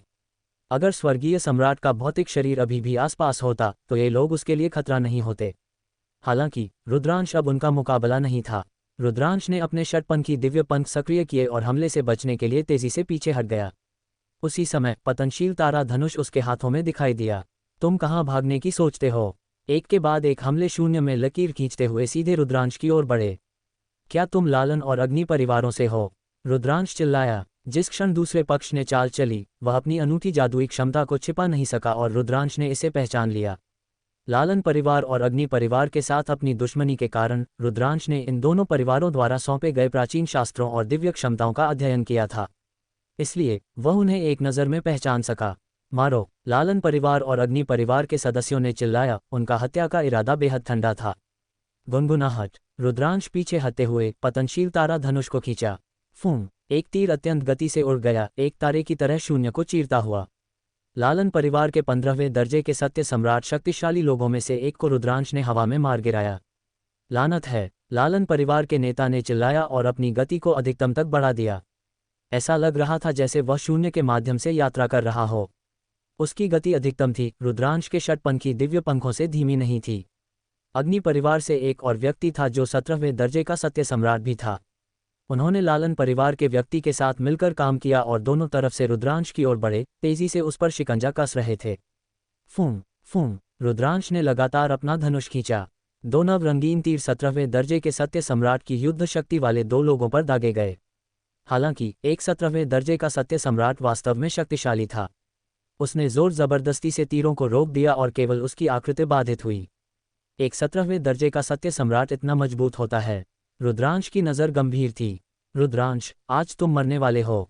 अविनाशी प्राचीन ग्रंथ और जिस प्राचीन ग्रंथ की तुम साधना कर रहे हो उसे सौंप दो और हम तुम्हें एक त्वरित मृत्यु देंगे। लालन परिवार के नेता ने ठंडे बस्ते में डाल दिया। हालांकि इस क्षण उसकी अभिव्यक्ति बदल गई। लालन परिवार और अग्नि परिवार के अन्य सदस्यों ने भी अपनी अभिव्यक्ति बदल दी। ऐसा इसलिए था क्योंकि दूर से प्रकाश की एक चमक आई थी। कोई आ रहा था। लालन और अग्नि परिवारों ने अपने कदमों को रोक दिया। ऐसा इसलिए था क्योंकि स्वर्ग क्षेत्र में एक नियम था कि युद्ध क्षेत्र में किसी को भी एक दूसरे को मारने की अनुमति नहीं थी। अगर कोई इस नियम का उल्लंघन करता है तो लालन और अग्नि परिवारों को भी दंडित किया जाएगा। इंद्रधनुष प्रकाश पीछे हट गया और कुल 6 लोग थोड़ी दूर पर दिखाई दिए। रुद्रांश! एक आवाज गूंजी। वरिष्ठ अर्जुन! रुद्रांश चकित रह गया। उसे उम्मीद नहीं थी कि उनमें से एक वरिष्ठ अर्जुन बाई टाइप होगा। वरिष्ठ अर्जुन के साधना स्तर के साथ उसे सत्य सम्राट युद्ध क्षेत्र की परिधि में सक्रिय नहीं होना चाहिए। वह सत्य सम्राटों के युद्ध क्षेत्र के मूल में कैसे आ गया? क्या यह उस छोटे विश्व के कारण हो सकता है? रुद्रांश को एक विचार आया। आप सभी को क्या हुआ? वरिष्ठ अर्जुन ने लालन और अग्नि परिवारों को देखा। अभी अभी दूर से उन्होंने किसी को यहाँ लड़ते हुए देखा था। फिर वरिष्ठ अर्जुन और अन्य लोगों ने विदेशी के शरीर को देखा और उनके चेहरे बदल गए। क्या ऐसा हो सकता है कि लालन परिवार और अग्नि परिवार विदेशी जातियों के खिलाफ लड़ रहे थे? इस समय लालन परिवार के नेता की अभिव्यक्ति उदास थी और हत्या के इरादे की एक चमक थी। हमला करो और इन लोगों को एक साथ मार डालो। लालन कबीले के नेता ने अपनी आवाज़ प्रसारित की। अन्य लोगों की अभिव्यक्तियां बदल गईं। अगर यह खबर फैल गई कि उन्होंने युद्ध क्षेत्र में अपने ही लोगों को मार डाला तो लालन और अग्नि परिवार उनकी रक्षा नहीं कर पाएंगे। पर अब कोई और मौजूद नहीं था। उन्हें चुप कराने के लिए उन्हें बस उन्हें मारना था। हमला! लालन कबीले के नेता ने अपनी आवाज़ प्रसारित की। अच्छा नहीं, वरिष्ठ अर्जुन, भागो! इस समय रुद्रांश ने जोर से चिल्लाया। वह लालन परिवार और बाकी लोगों से निकलने वाली हत्या की आभा को महसूस कर सकता था। ये लोग इतने साहसी थे कि वे वरिष्ठ अर्जुन और अन्य लोगों को मारना चाहते थे। जैसे ही रुद्रांश दहाड़ा, वह पूरी गति से वरिष्ठ अर्जुन की ओर भागा। हालांकि अग्नि परिवार के 17वें दर्जे के सत्य सम्राट ने पहले ही वरिष्ठ अर्जुन पर हमला कर दिया था। उसी समय लालन परिवार के नेता ने रुद्रांश पर हमला किया और हमलों की एक श्रृंखला शुरू की। रुद्रांश केवल चकमा देने की पूरी कोशिश कर सकता था, उसे बचाने की कोई जल्दी नहीं थी। तुम लोग, वरिष्ठ अर्जुन चौंक गए। उन्हें उम्मीद नहीं थी कि लालन और अग्नि परिवार अचानक उन पर हमला करेंगे। वरिष्ठ अर्जुन की युद्ध शक्ति केवल 7वें दर्जे के सत्य सम्राट क्षेत्र में थी। वह दूसरे पक्ष का मुकाबला नहीं था। उसके दिल को दूसरे पक्ष के हमले ने भेद दिया। भयानक शक्ति के कारण वरिष्ठ अर्जुन का शरीर फट गया। वरिष्ठ अर्जुन, इस समय रुद्रांश की आंखें लाल हो गईं और उसने एक भयानक हत्या का इरादा प्रकट किया। उसने और वरिष्ठ अर्जुन ने 2 साल तक विदेशी जातियों का शिकार करने के लिए एक साथ काम किया था और दर्जनों युद्ध लड़े थे। उन्होंने एक गहरी दोस्ती बनाई थी। वरिष्ठ अर्जुन, उसके पूर्वज, सभी विदेशी जातियों के हाथों मर गए थे। उनके जीवन की सबसे बड़ी इच्छा विदेशी जातियों का शिकार करना था। उनका कोई अन्य इरादा नहीं था। उसी समय वह जानता था कि उसकी प्रतिभा सीमित थी। जब वह विदेशी जातियों का शिकार कर रहा था तो वह जानबूझकर रुद्रांश को अधिक विश्व केंद्र देता था ताकि रुद्रांश तेजी से सुधार कर सके। ये कहा जा सकता है कि यह एक सम्मानित वृद्ध व्यक्ति था जिसने अपना पूरा जीवन विदेशी जातियों का शिकार करने में बिताया था। पर अब वह लालन और अग्नि परिवारों के लालच के कारण मर गया था। रुद्रांश का दिल ठंडी हत्या के इरादे से भरा था। इस क्षण वह लालन और अग्नि परिवारों के सभी लोगों को मारने का इंतजार नहीं कर सका। लालन परिवार, तुम सब भयानक मौत मरोगे। सभी वरिष्ठ अर्जुन के साथ आए लोग भी मारे गए। रुद्रांश, कोई तुम्हें नहीं बचा सकता, मर जाओ। लालन परिवार के नेता ने रुद्रांश पर लगातार हमले किए। उसी समय अन्य लोग भी रुद्रांश की ओर उड़े। लालन परिवार और अग्नि परिवार के लोग रुद्रांश की ओर उड़े और उसे घेर लिया। हालांकि इस क्षण लालन और अग्नि परिवारों की अभिव्यक्ति बदल गई। दूर से प्रकाश की एक हल्की चमक थी, स्पष्ट रूप से, और लोग आए थे। इस बार कई लोग थे, दर्जनों, लालन और अग्नि परिवारों से अधिक। लानत है! लालन परिवार और अग्नि परिवार चिल्लाए। उन्हें बस थोड़ा और समय चाहिए था और वे रुद्रांश को मार सकते थे। उन्हें उम्मीद नहीं थी कि कोई और आएगा। जल्दी विदेशी शवों को इकट्ठा करो, जल्दी! लालन परिवार के नेता ने चिल्लाया। उसने रुद्रांश को छोड़ दिया और तेजी से विदेशी शवों को इकट्ठा किया। लालन परिवार और अग्नि परिवार के अन्य सदस्यों को नहीं पता था कि क्या हो रहा है, पर उन्होंने वही किया जो उन्हें बताया गया था। उन्होंने विदेशी जातियों के सभी शरीरों को इकट्ठा किया, केवल वरिष्ठ अर्जुन के साथ आए लोगों के शरीर को छोड़कर। फूं फूं फूं, प्रकाश की एक चमक में दर्जनों लोग आकाश में दिखाई दिए। वे सभी स्वर्ग क्षेत्र के प्राणी थे और उनमें से कुछ अत्यंत शक्तिशाली थे। क्या हो रहा है? जो लोग बाद में आए उन्होंने वरिष्ठ अर्जुन और अन्य लोगों के शवों पर नजर डाली और उनकी आंखें चमक उठीं। सभी, रुद्रांश अत्यंत साहसी है। उसने पैसे के लिए स्वर्ग क्षेत्र के लोगों को मार डाला और हमने संयोग से उसे खोज लिया। हम उसे पकड़ने जा रहे हैं। लालन परिवार के नेता ने चिल्लाया और रुद्रांश पर वरिष्ठ अर्जुन और बाकी लोगों को मारने का आरोप लगाया। क्या, रुद्रांश, तुम्हारी हिम्मत कैसे हुई? स्वर्ग क्षेत्र के जो लोग बाद में आए उन्होंने गुस्से से भरी आंखों से रुद्रांश को देखा। हा, रुद्रांश इतना क्रोधित था कि वह हंस पड़ा। लालन परिवार और अग्नि परिवार मुझे मारना चाहते थे और अविनाशी प्राचीन ग्रंथ छीनना चाहते थे। उन्हें दूसरों ने देखा, इसलिए मैंने उन्हें चुप करा दिया। अब वे मुझ पर झूठ बोलने की हिम्मत करते हैं। कितना हास्यास्पद! बकवास! सभी, रुद्रांश शब्दों का आदमी है। हम उसके झांसे में नहीं आ सकते। मेरा सुझाव है कि हम उसे पहले गिरफ्तार करें, उसकी साधना को अपंग करें और पूछताछ के लिए उसे 2 विश्वनगर वापस लाएं। लालन परिवार के नेता ने चिल्लाया। लालन परिवार, अग्नि परिवार, मैं निश्चित रूप से तुम्हें आज के लिए भुगतान करवाऊंगा। रुद्रांश चिल्लाया, मुड़ा और चला गया। वह जानता था कि आज वह नुकसान में था। वह कितना भी बहस करे, कोई फायदा नहीं होगा। वह केवल पहले भाग सकता था और फिर लालन और अग्नि परिवार के अपराधों को सार्वजनिक करने का तरीका सोच सकता था। रुद्रांश ने अपने षटपंखी दिव्य पंखों को सक्रिय किया और पूरी गति से दूर उड़ गया। उसका पीछा करो, उसे भागने मत दो। वह भागना चाहता है, लालन परिवार के नेता ने चिल्लाया। अग्नि परिवार के विशेषज्ञों के साथ मिलकर उन्होंने रुद्रांश का पीछा किया। स्वर्ग क्षेत्र के अन्य लोगों ने एक दूसरे को देखा। उन्हें नहीं पता था कि कौन सच कह रहा है और वे केवल देख सकते थे। उनके लिए चाल चलना अच्छा नहीं था। रुद्रांश, तुम भाग नहीं सकते, लालन परिवार के नेता ने चिल्लाया। उसके हाथ में एक नीलमणि ताबीज दिखाई दिया और उसने उसे कुचल दिया। एक हरी ऊर्जा ने उसके शरीर को घेर लिया। उसकी गति अचानक बढ़ गई और वह तेजी से रुद्रांश के पास पहुंच गया। रुद्रांश की अभिव्यक्ति बदल गई। वह मुड़ा और अपना धनुष खींचा, उस व्यक्ति पर एक तीर चलाया। उस व्यक्ति के हाथ में एक युद्ध तलवार दिखाई दी। उसने वार किया और तीर से टकराया, जिससे वह फट गया।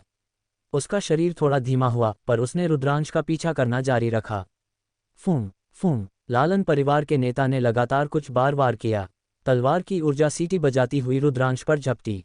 रुद्रांश लगातार चकमा देता रहा, पर फिर भी वह एक तलवार की ऊर्जा से टकरा गया। उसने एक मुंह खून थूका और हवा में उड़ गया। नहीं, मैं ऐसे भाग नहीं सकता। मैं उस छोटे विश्व में जाऊंगा और अपनी किस्मत आजमाऊंगा। एक ही विचार के साथ रुद्रांश उस जगह की ओर भागा जहां एक स्थानिक उतार चढ़ाव था। लालन और अग्नि परिवारों के विशेषज्ञ जोरदार पीछा कर रहे थे। जैसे ही उन्होंने पीछा किया, लालन परिवार के नेता ने लगातार तलवार की ऊर्जा बाहर निकाली। रुद्रांश केवल रोकने के लिए अपना धनुष खींच सकता था और साथ ही चकमा देने की पूरी कोशिश कर सकता था। हालांकि कुछ चालों के बाद रुद्रांश फिर से टकरा गया। उसका शरीर लगभग 2 हिस्सों में कट गया था। हालांकि अविनाशी प्राचीन ग्रंथ के साथ रुद्रांश ठीक था। उसकी चोटें तेजी से ठीक हो रही थीं। कुछ देर बाद उसके सामने एक विशाल काला भंवर वॉर्टेक्स दिखाई दिया। ये स्पष्ट था कि यह छोटे विश्व का प्रवेश द्वार था। रुद्रांश ने पीछे मुड़कर नहीं देखा और सीधे अंदर चला गया। लालन परिवार का नेता भी अंदर चला गया। वे दोनों सबसे तेज थे, जबकि अन्य थोड़े धीमे थे। जिस क्षण रुद्रांश भंवर में दौड़ा, वह एक शून्य में प्रकट हुआ। हालांकि जो दृश्य उसकी आंखों में आया, उसने रुद्रांश की आंखें सिकोड़ दीं। इस छोटे विश्व की जमीन फट गई थी और कई भद्दी दरारें दिखाई दी थीं।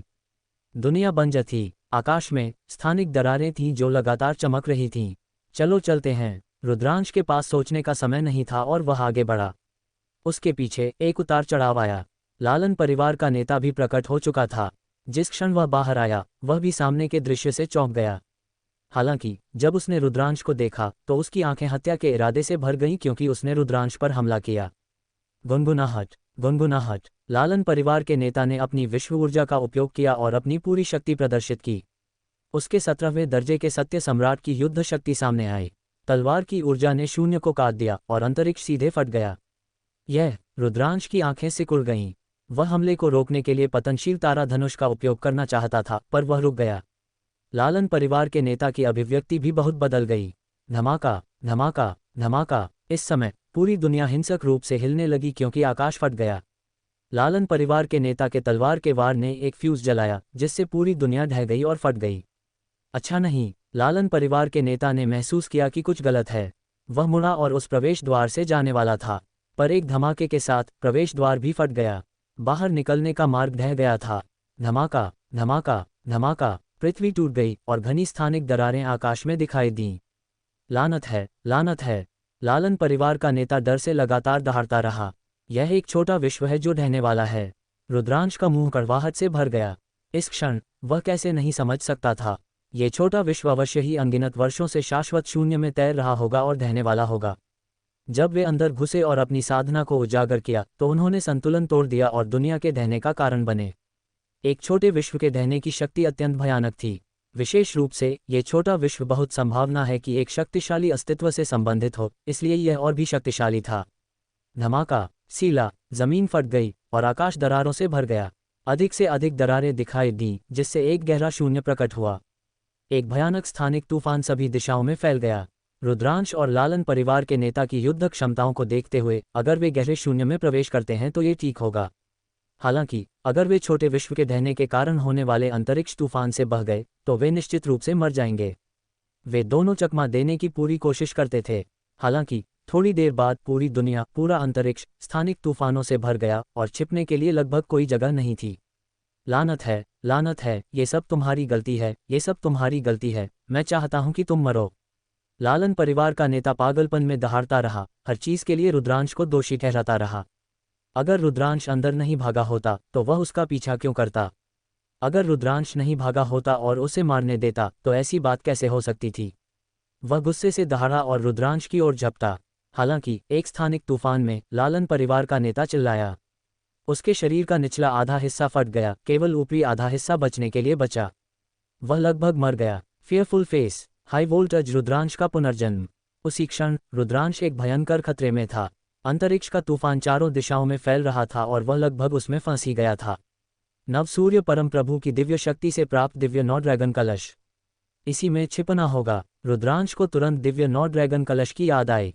एक ही विचार में दिव्य नौ ड्रैगन कलश उसके सामने प्रकट हुआ और वह तेजी से उसके भीतर चला गया। दिव्य नौ ड्रैगन कलश की शक्ति शायद समाप्त हो गई थी और वह गहरी नींद में चला गया था। रुद्रांश उसकी भयानक शक्ति को सक्रिय नहीं कर सकता था, लेकिन दिव्य नौ ड्रैगन कलश की सामग्री अत्यंत कठोर थी। अब वह बाहर के स्थानिक तूफान का सामना करने के लिए केवल इसी पर भरोसा कर सकता था। हवाला, रुद्रांश के दिव्य नौ ड्रैगन कलश में छिपते ही उसे स्थानिक तूफान ने अपनी चपेट में ले लिया। भयानक स्थानिक तूफान ने अद्भुत शक्ति का विस्फोट किया और लगातार दिव्य नौ ड्रैगन कलश को काट रहा था। परंतु दिव्य नौ ड्रैगन कलश का पदार्थ बहुत कठोर था। हालांकि स्थानिक तूफान शक्तिशाली था, फिर भी वह कलश को कोई नुकसान नहीं पहुंचा सका। लालन नेता जोजेंग ने भी ये दृश्य देखा। मुझे बचाओ रुद्रांश, मुझे बचाओ, लालन नेता चिल्लाया। मूर्ख! दिव्य नौ ड्रैगन कलश के भीतर से रुद्रांश की हल्की आवाज सुनाई दी। नहीं, मुझे बचाओ, तुम हमें बीच मझधार में नहीं छोड़ सकते, हम सब स्वर्ग क्षेत्र हेवन रील से हैं। लालन नेता चिल्लाया और दिव्य नौ ड्रैगन कलश की ओर भागना चाहा। लेकिन इसी क्षण पूरी दुनिया ढहती हुई प्रतीत हुई। अंतहीन स्थानिक तूफान बाहर निकल आए। लालन नेता सीधे स्थानिक तूफान में समा गया। उसने एक हताश चीख निकाली और फिर कोई आवाज नहीं आई। छोटे से संसार स्मॉल वर्ल्ड के बाहर लालन परिवार और अग्नि परिवार के अन्य सदस्य भी उस छोटे संसार में प्रवेश करने ही वाले थे। हालांकि जैसे ही वे भंवर के पास पहुंचे, भंवर में भीषण कंपन हुआ और वह फट गया। क्या हो रहा है? लालन और अग्नि परिवारों को सदमा लगा। Boom boom boom. इसके बाद पूरा अंतरिक्ष जोर से कांप उठा। लालन और अग्नि परिवार चौंक गए और तुरंत पीछे हट गए। अन्य स्वर्ग क्षेत्रों के लोग भी आ गए और आश्चर्य से देखने लगे। सिला, जहां मूल रूप से भंवर था, वहां एक दरार दिखाई दी और उसके अंदर विनाश का दृश्य स्पष्ट रूप से दिखाई दे रहा था। यह छोटा संसार ढह गया है, वह छोटा संसार ढह गया है। सभी अनुभवी व्यक्ति थे। इस दृश्य को देखकर वे ये कैसे नहीं सोच सकते थे। उन्होंने ये भी अनुमान लगाया कि छोटा संसार अवश्य ही बहुत प्राचीन रहा होगा और अब वह पूरी तरह से ढह रहा था। रुद्रांश मर गया, किसी ने धीमी आवाज में कहा। सभी के चेहरे पर उदासी छा गई। एक छोटे से संसार के पतन का सामना करते हुए यहाँ तक कि एक सच्चा सम्राट स्तर का विशेषज्ञ भी शायद मर गया होगा। लालन और अग्नि परिवारों ने डर की एक लहर महसूस की। अच्छा हुआ कि वे अंदर नहीं भागे, नहीं तो वे भी मारे जाते। अविनाशी प्राचीन ग्रंथ के लिए यह बहुत दुख की बात है। लालन परिवार और अग्नि परिवार ने मन ही मनाह भरी। उन्हें रुद्रांश के जीने या मरने की परवाह नहीं थी। ये दुख की बात थी कि अविनाशी प्राचीन ग्रंथ रुद्रांश के साथ हमेशा के लिए शून्य में दफन हो जाएगा। वे दूर से देखते रहे, वहां से गए नहीं। इस समय छोटा संसार पूरी तरह से ढह चुका था और अंतहीन अंतरिक्ष तूफान ने दिव्य नौ ड्रैगन कलश को अपनी चपेट में ले लिया था। धम धम धम। भले ही रुद्रांश दिव्य नौ ड्रैगन कलश में छिपा हुआ था और उसके द्वारा संरक्षित था, लेकिन भयानक कंपन से बनी शक्ति अभी भी दिव्य नौ ड्रैगन कलश में रिस गई। रुद्रांश को एक भयानक हमला झेलना पड़ा। रुद्रांश का शरीर कानून की शक्ति से घिरा हुआ था। साथ ही उसने भयानक शक्ति का विरोध करने के लिए अविनाशी प्राचीन ग्रंथ को सक्रिय किया।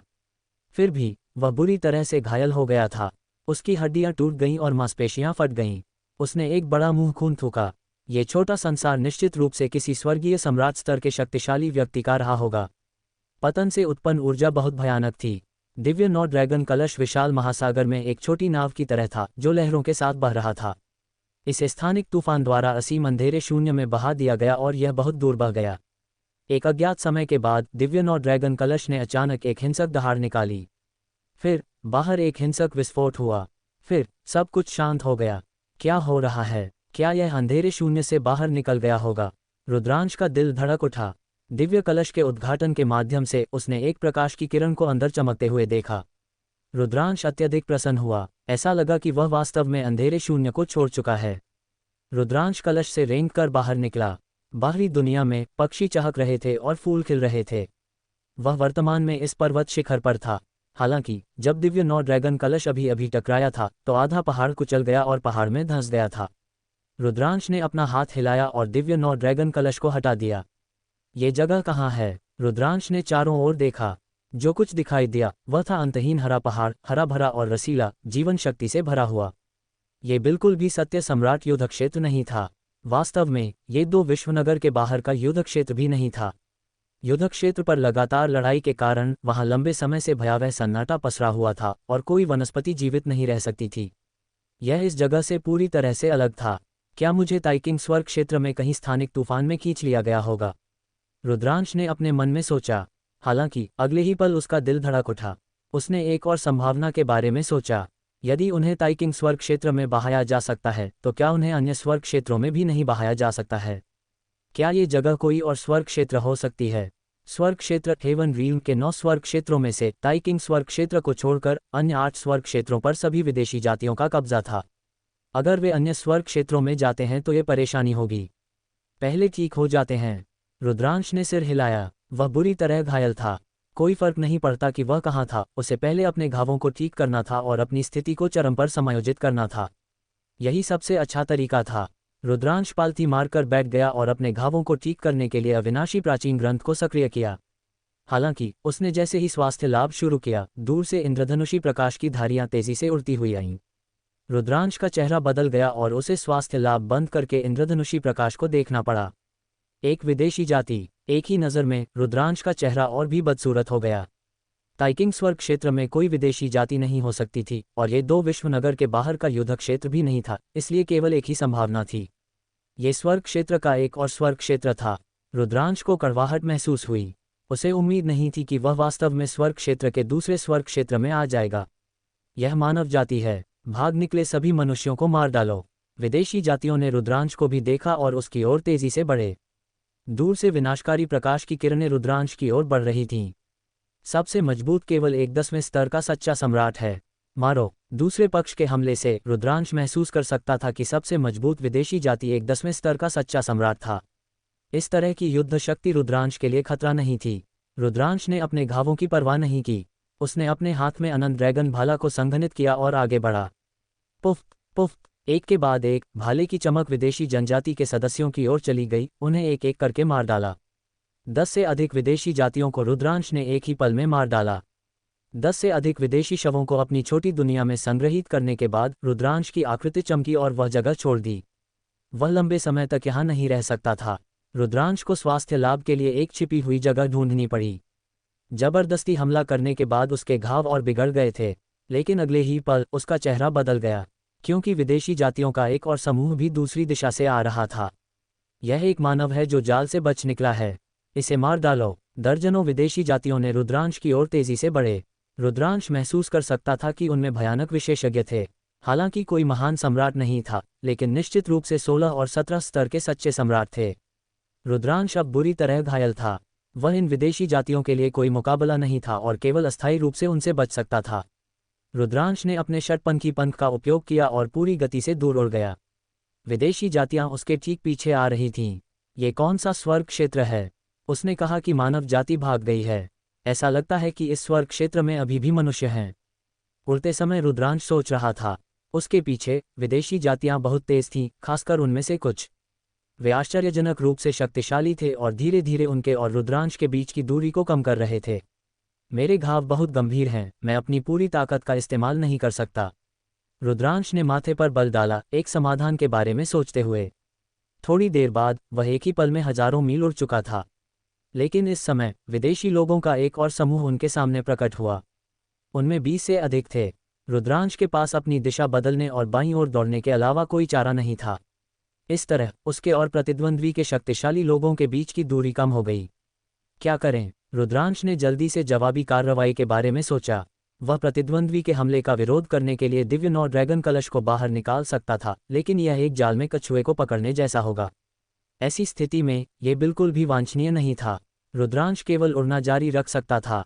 मानव, मरो। कुछ विदेशी जातियां धीरे धीरे रुद्रांश के पास पहुंचीं। रुद्रांश ने पतनशील तारा धनुष निकाला और लगातार कुछ तीर मारे। हालांकि ये विदेशी जातियां बहुत शक्तिशाली थीं और वे सभी अवरुद्ध हो गए थे। उसने जबरदस्ती पतनशील तारा धनुष खींचा, जिससे उसके घाव और बिगड़ गए। बुज़ज़। रुद्रांश एक ऊंचे पहाड़ के पास से उड़ गया जो बादलों में पहुंच गया और एक विशाल घाटी में प्रवेश किया। विदेशी जातियां भी बड़ी घाटी में घुस गई थीं। Whoosh whoosh whoosh. इस समय घाटी से हमलों की एक श्रृंखला फूट पड़ी। ये हमले रुद्रांश पर नहीं बल्कि विदेशी जातियों पर लक्षित थे।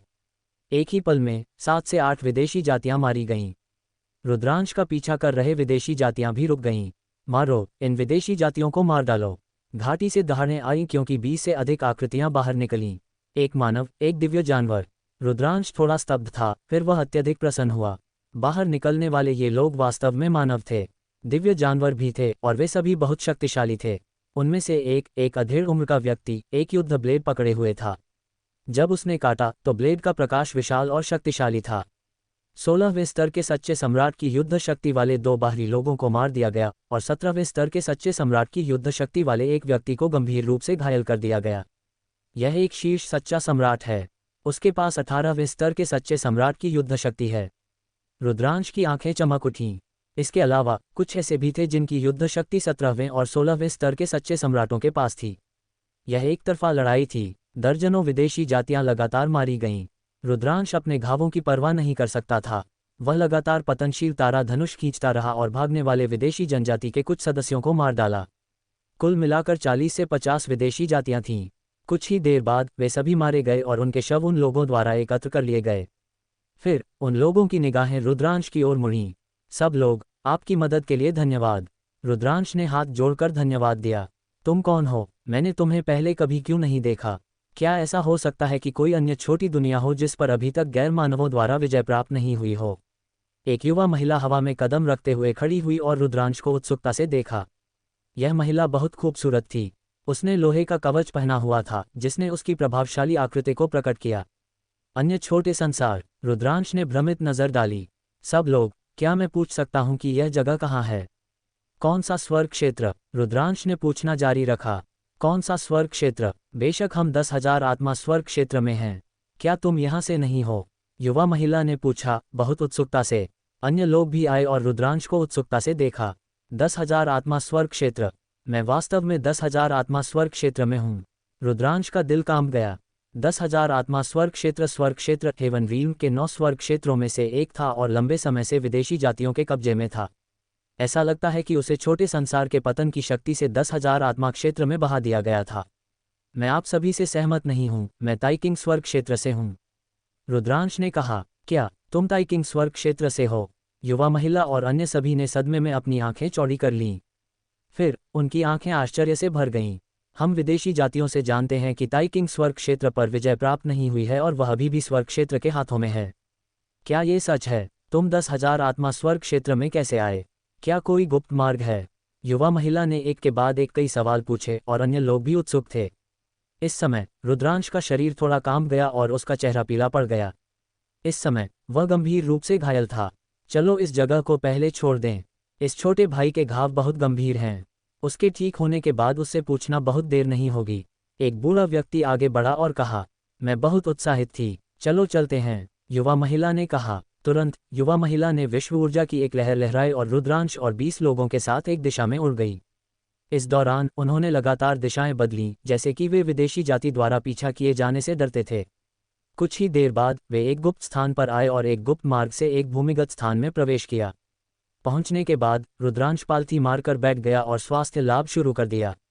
उसने अविनाशी प्राचीन ग्रंथ को सक्रिय किया और उसके घाव तेजी से ठीक हो गए। 2 घंटे से भी कम समय में रुद्रांश के घाव पूरी तरह से ठीक हो गए और वह अपनी चरम स्थिति में वापस आ गया। इतनी जल्दी? ये देखकर कि रुद्रांश सिर्फ 2 घंटों में पूरी तरह से ठीक हो गया है, वे लोग हक्के बक्के रह गए। रुद्रांश के घाव निश्चित रूप से हल्के नहीं थे। एक सामान्य व्यक्ति को ऐसे घावों से उबरने में कम से कम 10 दिन से लेकर आधा महीना लगेगा। हालांकि रुद्रांश सिर्फ 2 घंटों में ठीक हो गया था। वे चौंक गए और उत्सुक भी थे। पहले आपकी मदद के लिए धन्यवाद। रुद्रांश खड़ा हुआ और सभी को धन्यवाद दिया। हम सब स्वर्ग क्षेत्र के प्राणी हैं, मदद करना हमारा कर्तव्य है। युवा महिला हंसी। वह बहुत स्पष्टवादी थी। इन लोगों में युवा महिला ही अकेली युवा पीढ़ी से थी। वह रुद्रांश के लगभग समान उम्र की थी और स्वाभाविक रूप से वे अधिक दोस्ताना थे। मेरा नाम रेनचान है, तुम्हारा नाम क्या है? युवा महिला ने पूछा। मेरा नाम रुद्रांश है, रुद्रांश ने कहा। क्या तुम मुझे बता सकते हो कि तुम ताइकिंग स्वर्ग क्षेत्र से कैसे आए? रेनचान ने अपनी आंखें झपकाईं और उत्सुकता से पूछा। मैं गलती से एक छोटे संसार में घुस गया जो ढहने वाला था। रुद्रांश ने संक्षेप में बताया कि वह इस जगह पर कैसे आया। मैं समझ गई, मुझे लगा कि कोई गुप्त मार्ग होगा। रेनचान ने निराशा में आह भरी। अन्य लोगों ने भी आह भरी। रुद्रांश एक छोटे संसार के माध्यम से इस जगह में प्रवेश कर गया था जो ढहने वाला था। यह एक पूर्ण संयोग था और इसे दोहराया नहीं जा सकता था। अगर कोई गुप्त मार्ग होता तो वे इसका उपयोग ताइकिंग स्वर्ग क्षेत्र में जाने के लिए कर सकते थे। ठीक है, यहाँ की स्थिति क्या है? रुद्रांश ने 10,000 आत्मा क्षेत्र की स्थिति के बारे में पूछा। तुरंत रेनचान ने भी उसे 10,000 आत्मा स्वर्ग क्षेत्र की कुछ स्थिति के बारे में बताया। 10,000 आत्मा स्वर्ग क्षेत्र की कठिनाई। 10,000 आत्मा स्वर्ग क्षेत्र पर अनगिनत वर्षों पहले विदेशी जातियों ने विजय प्राप्त कर ली थी। हालांकि 10,000 आत्मा स्वर्ग क्षेत्र बहुत विशाल था, जिसमें सभी प्रकार के अद्भुत स्थान थे। अतीत में कई मजबूत पुरुषों का जन्म हुआ और यहाँ तक कि कई महान सम्राट स्तर के व्यक्ति भी हुए। नतीजतन 10,000 आत्मा स्वर्ग क्षेत्र से जुड़े कई छोटे संसार मौजूद थे।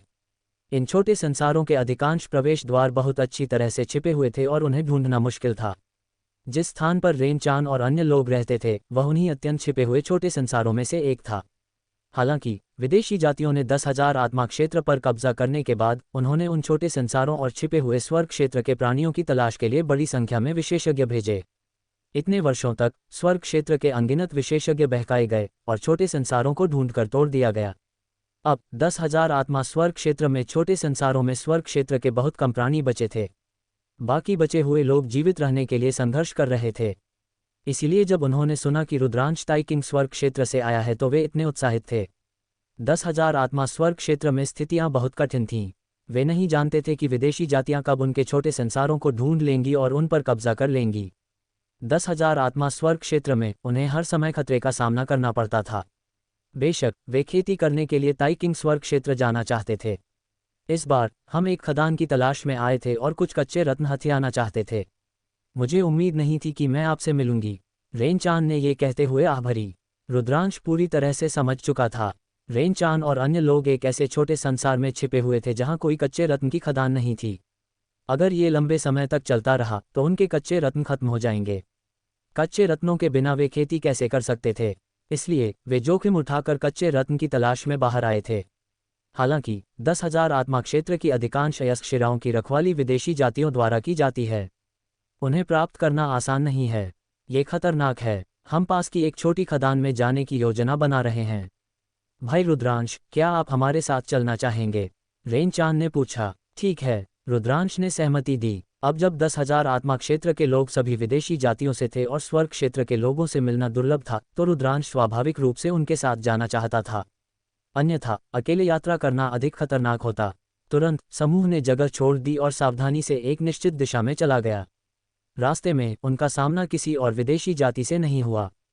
वास्तव में 10,000 आत्मा स्वर्ग क्षेत्र में उतनी विदेशी जातियां नहीं थीं। हालांकि विदेशी जनजातियां स्वर्ग क्षेत्र में मूल ऊर्जा को अवशोषित और परिष्कृत कर सकती थीं, गति धीमी थी और दक्षता कम थी। यह विदेशी जनजातियों की खेती के लिए बहुत प्रतिकूल था। ये वैसा ही था जैसे रुद्रांश द्वारा विदेशी जाति के क्रिस्टल को अवशोषित करने की गति बहुत धीमी थी। इसलिए स्वर्ग क्षेत्र में बहुत अधिक विदेशी जातियां नहीं थीं। वे सभी बारी बारी से आते थे। विदेशी जातियों का एक समूह कई वर्षों से वहां तैनात था और विदेशी जातियों का एक समूह बदल गया था। केवल 2 विश्वनगर के युद्ध क्षेत्र में बड़ी संख्या में विदेशी जाति के विशेषज्ञ थे। अन्यथा रेन-चान और अन्य लोग बाहर आने की हिम्मत नहीं करते। लगभग एक दिन बाद वे एक घने पर्वतीय जंगल में पहुंचे। यहाँ प्राचीन वृक्ष आसमान को छू रहे थे और घास एक कालीन की तरह हरी थी। 20 से अधिक लोग पास में छिपे हुए थे। पत्तियों के माध्यम से वे दूर एक विशाल पहाड़ देख सकते थे। यह एक कच्चे रत्न की खदान थी जिसकी रखवाली विदेशी विशेषज्ञ कर रहे थे। मैं जांच करती हूँ, रेन-चान ने कहा, फिर पालथी मारकर बैठ गई। अन्य लोगों ने रेन-चान को घेर लिया। जाहिर है रेन-चान की इन लोगों के बीच उच्च स्थिति थी। रास्ते में रुद्रांश को पहले ही पता चल चुका था कि रेन-चान की युद्ध शक्ति एक सच्चे सम्राट के 10वें स्तर पर थी। इस उम्र में ऐसी युद्ध शक्ति के साथ वर्तमान ताइकिंग स्वर्ग क्षेत्र में भी वह शीर्ष 9 निपुणों में शुमार हो सकती थी। इस समय रेन-चान के शरीर से हरे प्रकाश की एक परत निकली। हरे प्रकाश की यह परत आसपास की हरी घास और प्राचीन वृक्षों के साथ गूंज उठी, जिससे हरी घास एक परतदार क्रिस्टल जैसी हरी चमक बिखेरने लगी। थोड़ी देर बाद रेन-चान ने आंखें खोलीं और कहा, खदान की रखवाली एक महान सम्राट कर रहा है। ऐसा लगता है कि हमें एक अवसर की प्रतीक्षा करनी होगी। रुद्रांश को झटका लगा। क्या रेन-चान ने खदान में दुश्मनों का पता लगाने के लिए हरी घास और प्राचीन वृक्षों का उपयोग किया था? यह विधि अत्यंत गहन थी। महान सम्राटों के अलावा सच्चे सम्राट की युद्ध शक्ति वाले लोगों का क्या? एक बूढ़े व्यक्ति ने पूछा। एक सच्चा सम्राट है जिसकी युद्ध शक्ति 17वें स्तर की है। ऐसे 2 हैं, बाकी 17वें सच्चे सम्राट के स्तर से नीचे हैं। उनकी संख्या लगभग 50 है। रेन-चान ने कहा, सच्चे सम्राट क्षेत्र वाले तो ठीक हैं। जैसे ही वह महान सम्राट चला जाएगा हम हमला कर सकते हैं। एक अधेड़ उम्र के व्यक्ति ने कहा। रुद्रांश, हमें यहाँ थोड़ी देर इंतजार करना होगा। रेन-चान पास आए और मुस्कुराते हुए कहा। कोई बात नहीं। रुद्रांश मुस्कुराया। उसके बाद रुद्रांश को पता चला कि रेन-चान ने वास्तव में एक अद्भुत अलौकिक शक्ति में महारत हासिल कर ली थी। रेन-चान ने जिस सबसे मजबूत नियम को नियंत्रित किया वह था जीवन का नियम। अन्य नियमों के साथ मिलकर इसने एक अद्भुत दिव्य शक्ति का निर्माण किया जो फूलों और पेड़ों के माध्यम से दूर दुश्मन की स्थिति और यहाँ तक कि उनकी खेती की ताकत को भी महसूस कर सकती थी। दूरी जितनी अधिक होगी बोध उतना ही कमजोर होगा। बेशक ये रेन-चान की खेती पर भी आधारित था। खेती जितनी मजबूत होगी बोध की दूरी उतनी ही अधिक होगी। ये दिव्य शक्ति अद्भुत थी। इसमें कोई आश्चर्य नहीं कि रेन-चान का सभी के दिलों में उच्च स्थान था। उसके बाद उन्होंने जंगल में इंतजार करना शुरू कर दिया। रुद्रांश भी खाली नहीं बैठा था। वह मन की शांति के साथ किनारे पर नियमों को समझ रहा था। अब उसके पास 3 प्रकार के नियम थे, मृत्यु का नियम, निगलने का नियम और सरनी मार्ग का नियम। वह पहले ही तीसरे क्षेत्र में पहुंच चुका था। जहां तक अव्यवस्था नियम का सवाल था, जो पहला नियम था जिसे रुद्रांश ने समझा था, वह तीसरे क्षेत्र के बहुत करीब था। रुद्रांश पूरी तरह से अव्यवस्था नियम को समझने में डूबा हुआ था। उसके मन में कोई अन्य विचार नहीं था। बूम! जल्द ही रुद्रांश का आभास बढ़ गया और उसने अव्यवस्था नियम के तीसरे क्षेत्र में प्रवेश कर लिया। उनके चारों ओर रेन-चान और अन्य लोगों ने रुद्रांश को देखा और प्रशंसा में विस्मय व्यक्त किया। इस अवधि के दौरान उन्हें पहले ही पता चल गया था कि रुद्रांश ने 3 परम नियमों में महारत हासिल कर ली थी। शुरुआत में वे निस्संदेह चौंक गए थे। अब भी जब उन्होंने रुद्रांश को खेती करते देखा तो वे आह भरते थे। रुद्रांश शायद ताइकिंग स्वर्ग में एक बेजोड़ प्रतिभा है। ये शर्म की बात है कि वह 10,000 आत्मा स्वर्ग में है। अगर वह ताइकिंग स्वर्ग में बड़ा हो सकता था तो वह भविष्य में एक बेजोड़ महाशक्ति बन सकता था। किसी ने आह भरी। वास्तव में अन्य लोगों ने सहमति में सिर हिलाया। अब जब रुद्रांश 10,000 आत्मा क्षेत्र में फंस गया था, उसके पास संसाधनों की कमी थी और वह वापस नहीं जा सकता था। ये कहना मुश्किल था कि उसका भविष्य कैसा होगा। और रेन-चान, कई लोगों ने रेन-चान को देखा। रेन-चान की प्रतिभा भी दुनिया में दुर्लभ थी। हालांकि उनके पूरे छोटे संसार ने रेन-चान की खेती के लिए संसाधनों को केंद्रित किया था, ऐसी परिस्थितियों में संसाधन सीमित थे। इसके बावजूद रेन-चान ने इतना कुछ हासिल किया था। अगर वह ताइकिंग स्वर्ग क्षेत्र में होती तो उसने शायद और भी बहुत कुछ हासिल किया होता। थोड़ी देर बाद रुद्रांश ने अपनी खेती समाप्त कर दी और आंखें खोलीं। मेरी वर्तमान युद्ध शक्ति को 15वें स्तर के सच्चे सम्राट तक पहुंच जाना चाहिए। रुद्रांश अपनी युद्ध शक्ति का आकलन कर रहा था। पहले उसकी युद्ध शक्ति 14वें स्तर के सच्चे सम्राट पर थी और अव्यवस्था नियम कोई छोटी बात नहीं थी। एक बार जब उसने सफलता प्राप्त की तो उसकी युद्ध शक्ति बहुत बढ़ गई। रुद्रांश की युद्ध शक्ति सच्चे सम्राट क्षेत्र के 15वें स्तर तक पहुंच गई थी। रुद्रांश की वर्तमान युद्ध शक्ति और पतनशील तारा धनुष के साथ वह किसी भी प्रतिद्वंद्वी से नहीं डरता था जब तक कि उसका सामना 18वें स्तर के सच्चे सम्राट से नहीं होता। उन्होंने इंतजार करना जारी रखा और पलक झपकते ही और 10 दिन बीत गए। सम्राट चला गया है, रेन-चान ने अचानक चिल्लाया, अत्यधिक उत्साहित होकर। उन्होंने 3 महीने से अधिक इंतजार किया था इससे पहले कि महान सम्राट अंततः चला गया। केवल एक सम्राट गया? किसी ने पूछा। हाँ, केवल महान सम्राट गया। रेन-चान ने सिर हिलाया। ये बुरा नहीं है। दूसरी तरफ एक 18वें स्तर का सच्चा सम्राट और 2 17वें स्तर के सच्चे सम्राट हैं। हालांकि हमारे पास एक 18वें स्तर का सच्चा सम्राट और 3 17वें स्तर के सच्चे सम्राट हैं। उन्हें दबाने के लिए ये काफ़ी है, एक सफ़ेद बालों वाले बूढ़े व्यक्ति ने कहा। ये सफ़ेद बालों वाला बुजुर्ग उनमें सबसे मजबूत था। वह एक 18वें स्तर का सच्चा सम्राट था जो पहले से ही चरम पर था। इसके अलावा उनके बीच 3 17वें स्तर के महाशक्ति थे। हम बाद में हमला करेंगे। मैं 18वें स्तर के सच्चे सम्राट की युद्ध शक्ति वाले प्रतिद्वंद्वी से निपटूंगा। हमें 17वें स्तर के सच्चे सम्राट की युद्ध शक्ति वाले अन्य 2 को भी रोकना होगा। हमारे पास एक और 17वें स्तर के सच्चे सम्राट की युद्ध शक्ति होगी जो दूसरों की सहायता करेगा और अन्य विदेशी जातियों को मारेगा। फिर हम दूसरी तरफ के 3 सबसे मजबूत लोगों को मारने के लिए मिलकर काम करेंगे। सफ़ेद बालों वाले बूढ़े व्यक्ति ने रणनीति समझाई। सभी ने सिर हिलाया। ये रणनीति इस समय सबसे अच्छी थी। हालांकि सुरक्षित रहने के लिए उन्होंने तुरंत हमला नहीं किया। इसके बजाय उन्होंने दूसरी पार्टी को लौटने से रोकने के लिए थोड़ी देर इंतजार किया। कुछ घंटों के बाद उन्होंने पुष्टि की कि सम्राट वास्तव में चला गया है और फिर वे हमला करेंगे। उन्होंने अपनी आभा छिपाई और जंगल से खदान की ओर दौड़े। ज़्यादा देर नहीं हुई कि वे खदान के पास पहुंच गए। खदान की रखवाली 2 बाहरी लोग कर रहे थे। वे दोनों सच्चे सम्राट क्षेत्र में थे, लेकिन उनकी युद्ध शक्ति अधिक नहीं थी। सफ़ेद बालों वाले बुजुर्ग ने उन्हें एक ही झटके में मार डाला। अंदर धावा बोलो। सफ़ेद बालों वाले बूढ़े ने दहाड़ लगाई और वे खदान में घुस गए। ये स्वर्ग क्षेत्र से भागा हुआ एक अवशेष है, मारो। जैसे ही वे अंदर घुसे उन्हें विदेशी जातियों ने खोज लिया। वे गड़गड़ाहट की तरह गरजे और दर्जनों विदेशी जातियां खदान के चारों ओर से बाहर निकल आईं। वे 50 से अधिक थे, उनकी संख्या दोगुनी थी। मारो, स्वर्ग क्षेत्र के चींटों, मरो। एक बैंगनी पंख वाले विदेशी ने एक भयानक आभा का उत्सर्जन किया और उनकी ओर दौड़ा। यह एक 18वें स्तर का सच्चा सम्राट महाशक्ति था। इसे मुझ पर छोड़ दो। सफ़ेद बालों वाला बूढ़ा व्यक्ति दौड़ा और इस व्यक्ति के साथ लड़ना शुरू कर दिया। दोनों की युद्ध शक्ति समान थी और यह बताना मुश्किल था कि कौन मजबूत था। साथ ही विदेशी जाति के 17वें स्तर के सच्चे सम्राटों को उनकी तरफ से 2 लोगों ने रोक दिया। उनकी तरफ एक अतिरिक्त 17वें स्तर का सच्चा सम्राट था। हालांकि उनके पास कम लोग थे, वे सभी कुलीन थे और उनकी युद्ध शक्ति स्पष्ट रूप से मजबूत थी। मारो, रुद्रांश भी दौड़ पड़ा। उसके हाथ में एक लंबा भाला संघनित हुआ। भाले के एक वार से 13वें स्तर के सच्चे सम्राट की युद्ध शक्ति वाला एक विदेशी जाति का सदस्य मारा गया। रुद्रांश ने महसूस किया कि इन विदेशी जातियों में से केवल कुछ ही बैंगनी पंख वाले थे। उनमें से अधिकांश काले पंख वाली असुर देव जाति के साधारण सदस्य थे। ये सामान्य था। बैंगनी पंख वाली असुर देव जाति का एक कुलीन वर्ग था, इसलिए स्वाभाविक रूप से उनके पास उतने अधिक नहीं थे। वे 2 विश्वनगर के युद्ध क्षेत्र के बाहर बस इतना ही देख सकते थे। वूश वूश, रुद्रांश की बहादुरी बेजोड़ थी। लगातार 2 विदेशी जातियों को मारने के बाद अंततः उसे एक विदेशी जाति के महाशक्ति ने निशाना बनाया। ये व्यक्ति 15वें स्तर के सच्चे सम्राट की युद्ध शक्ति वाला एक अस्तित्व था। विदेशी गर्जा और रुद्रांश पर हमला किया। मारो, रुद्रांश की पीठ पर षटपंखी पंख फड़फड़ाए और वह भी विदेशी पर हमला किया। बूम, दोनों ने अपनी घातक चालों का इस्तेमाल किया और एक दूसरे से भिड़ गए। फिर दोनों तेजी से पीछे हट गए। अंतर यह था कि दूसरे पक्ष ने एक बड़ा मुंह खून थूका और उसके शरीर में एक बड़ा छेद फट गया। वह गंभीर रूप से घायल हो गया, जबकि रुद्रांश को केवल हल्की चोटें आईं। उनकी युद्ध शक्ति समान थी, लेकिन रुद्रांश के पास अविनाशी प्राचीन ग्रंथ की शक्ति और चौंकाने वाली रक्षात्मक शक्ति थी। दूसरे पक्ष का हमला उसे केवल मामूली चोटें पहुंचा सकता था, जबकि वह दूसरे पक्ष को आसानी से घायल कर सकता था। मारो, रुद्रांश ने आदमी पर हमला करना जारी रखा। दोनों ने कुछ और चालें चलीं और रुद्रांश के भाले से सिर भेदे जाने के बाद वह व्यक्ति मौके पर ही मर गया। युद्ध शक्ति के मामले में रुद्रांश को पूर्ण लाभ था।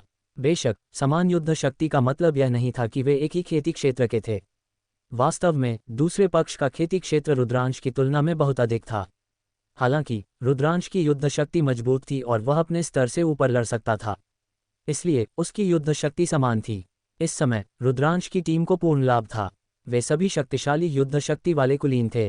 हालांकि दूसरी तरफ अधिक लोग थे, उनकी युद्ध शक्ति उनकी तरह मजबूत नहीं थी। इस समय 20 से अधिक लोगों को मार दिया गया था। विशेष रूप से वह 17वें स्तर का सच्चा सम्राट विशेषज्ञ, वह बेजोड़ था और सभी को मार डाला। वे अपनी योजना के अनुसार जीत हासिल करने वाले थे। ठीक इसी समय खदानों में से एक जोर की आवाज़ सुनाई दी। फिर 2 बलिष्ठ विदेशी प्राणी बाहर निकले। स्वर्ग क्षेत्र के शापित अवशेषों, मारो। दोनों दानवी मनुष्यों ने गुस्से में दहाड़ लगाए। वे आसमान में उठे और रुद्रांश और अन्य लोगों पर हमला किया। धमाका, रुद्रांश की तरफ से 2 महाशक्ति हवा में उछाल दिए गए। उनमें से एक ने एक बड़ा मुंह खून थूका, जबकि दूसरा, जो थोड़ा कमजोर था, तुरंत मारा गया। अच्छा नहीं, 2 17वें स्तर के सच्चे सम्राट विशेषज्ञ हैं। वे खदान की गहराई में थे। वहां कोई पौधे नहीं थे, इसलिए मैं उन्हें नहीं ढूंढ सकी।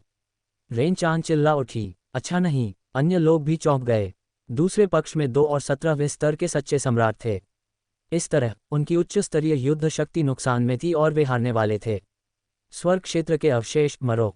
दोनों विदेशी जातियां गरजे और रुद्रांश और बाकी लोगों पर हमला किया। मैं उन्हें रोकूंगा। 17वें स्तर का सच्चा सम्राट विशेषज्ञ दोनों विदेशी जातियों की ओर दौड़ा। हालांकि वह 2 के मुकाबले 1 लड़ रहा था और उनके लिए बिल्कुल भी मुकाबला नहीं था। कुछ चालों के बाद वह घायल हो गया। ये खेती के स्तर में मुकाबला नहीं था, बल्कि युद्ध कौशल में मुकाबला था। यदि किसी का युद्ध कौशल बराबर था तो वे समान रूप से मेल खाते थे। ये निर्धारित करना मुश्किल होगा कि कौन मजबूत था। ये 2 के मुकाबले 1 होगा, इसलिए स्वाभाविक रूप से कोई मुकाबला नहीं होगा। हम क्या करें? रेन चान और अन्य लोग अत्यधिक चिंतित थे। उनके छोटे संसारों में शुरू से ही अधिक लोग नहीं थे और उनके पास अधिक विशेषज्ञ भी नहीं थे। एक की मौत भी एक बड़ा नुकसान था। यह मुझ पर छोड़ दो, रुद्रांश ने कहा। वह दौड़ पड़ा और पतनशील तारा धनुष उसके हाथों में दिखाई दिया। बुज़ज़, रुद्रांश ने धनुष की डोरी खींची और पतनशील तारा धनुष थोड़ा काम गया। नियम की शक्ति और दुनिया की शक्ति पतनशील तारा धनुष में पागलपन से प्रवाहित हुई। 17वें स्तर के सच्चे सम्राट विदेशी जाति में से एक पर एक 9 रंग का तीर चलाया गया। बुज़ज़, विदेशी ने अपनी कुल्हाड़ी लहराए और तीर पर वार किया। बूम, एक हिंसक धमाके के साथ विदेशी की युद्ध कुल्हाड़ी हिल गई और उस पर दरारें पड़ गईं। विदेशी युद्ध कुल्हाड़ी को पकड़ नहीं सका और वह उसके हाथ से उड़ गई। उसे भी पीछे की ओर उछाल दिया गया और उसने खून थूका। वह गंभीर रूप से घायल हो गया था। रुद्रांश के अव्यवस्था नियम में सफलता प्राप्त करने से पहले उसकी युद्ध शक्ति 14वें स्तर के सच्चे सम्राट के स्तर पर थी। जब उसने पतनशील तारा धनुष का इस्तेमाल किया तो उसे एक 17वें स्तर के सच्चे सम्राट द्वारा रोक दिया गया।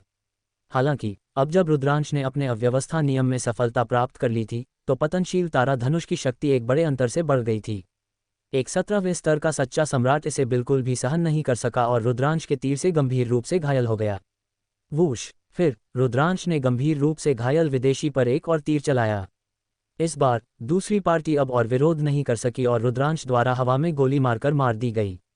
बहुत बढ़िया! रेन-चान और अन्य लोग खुशी से झूम उठे।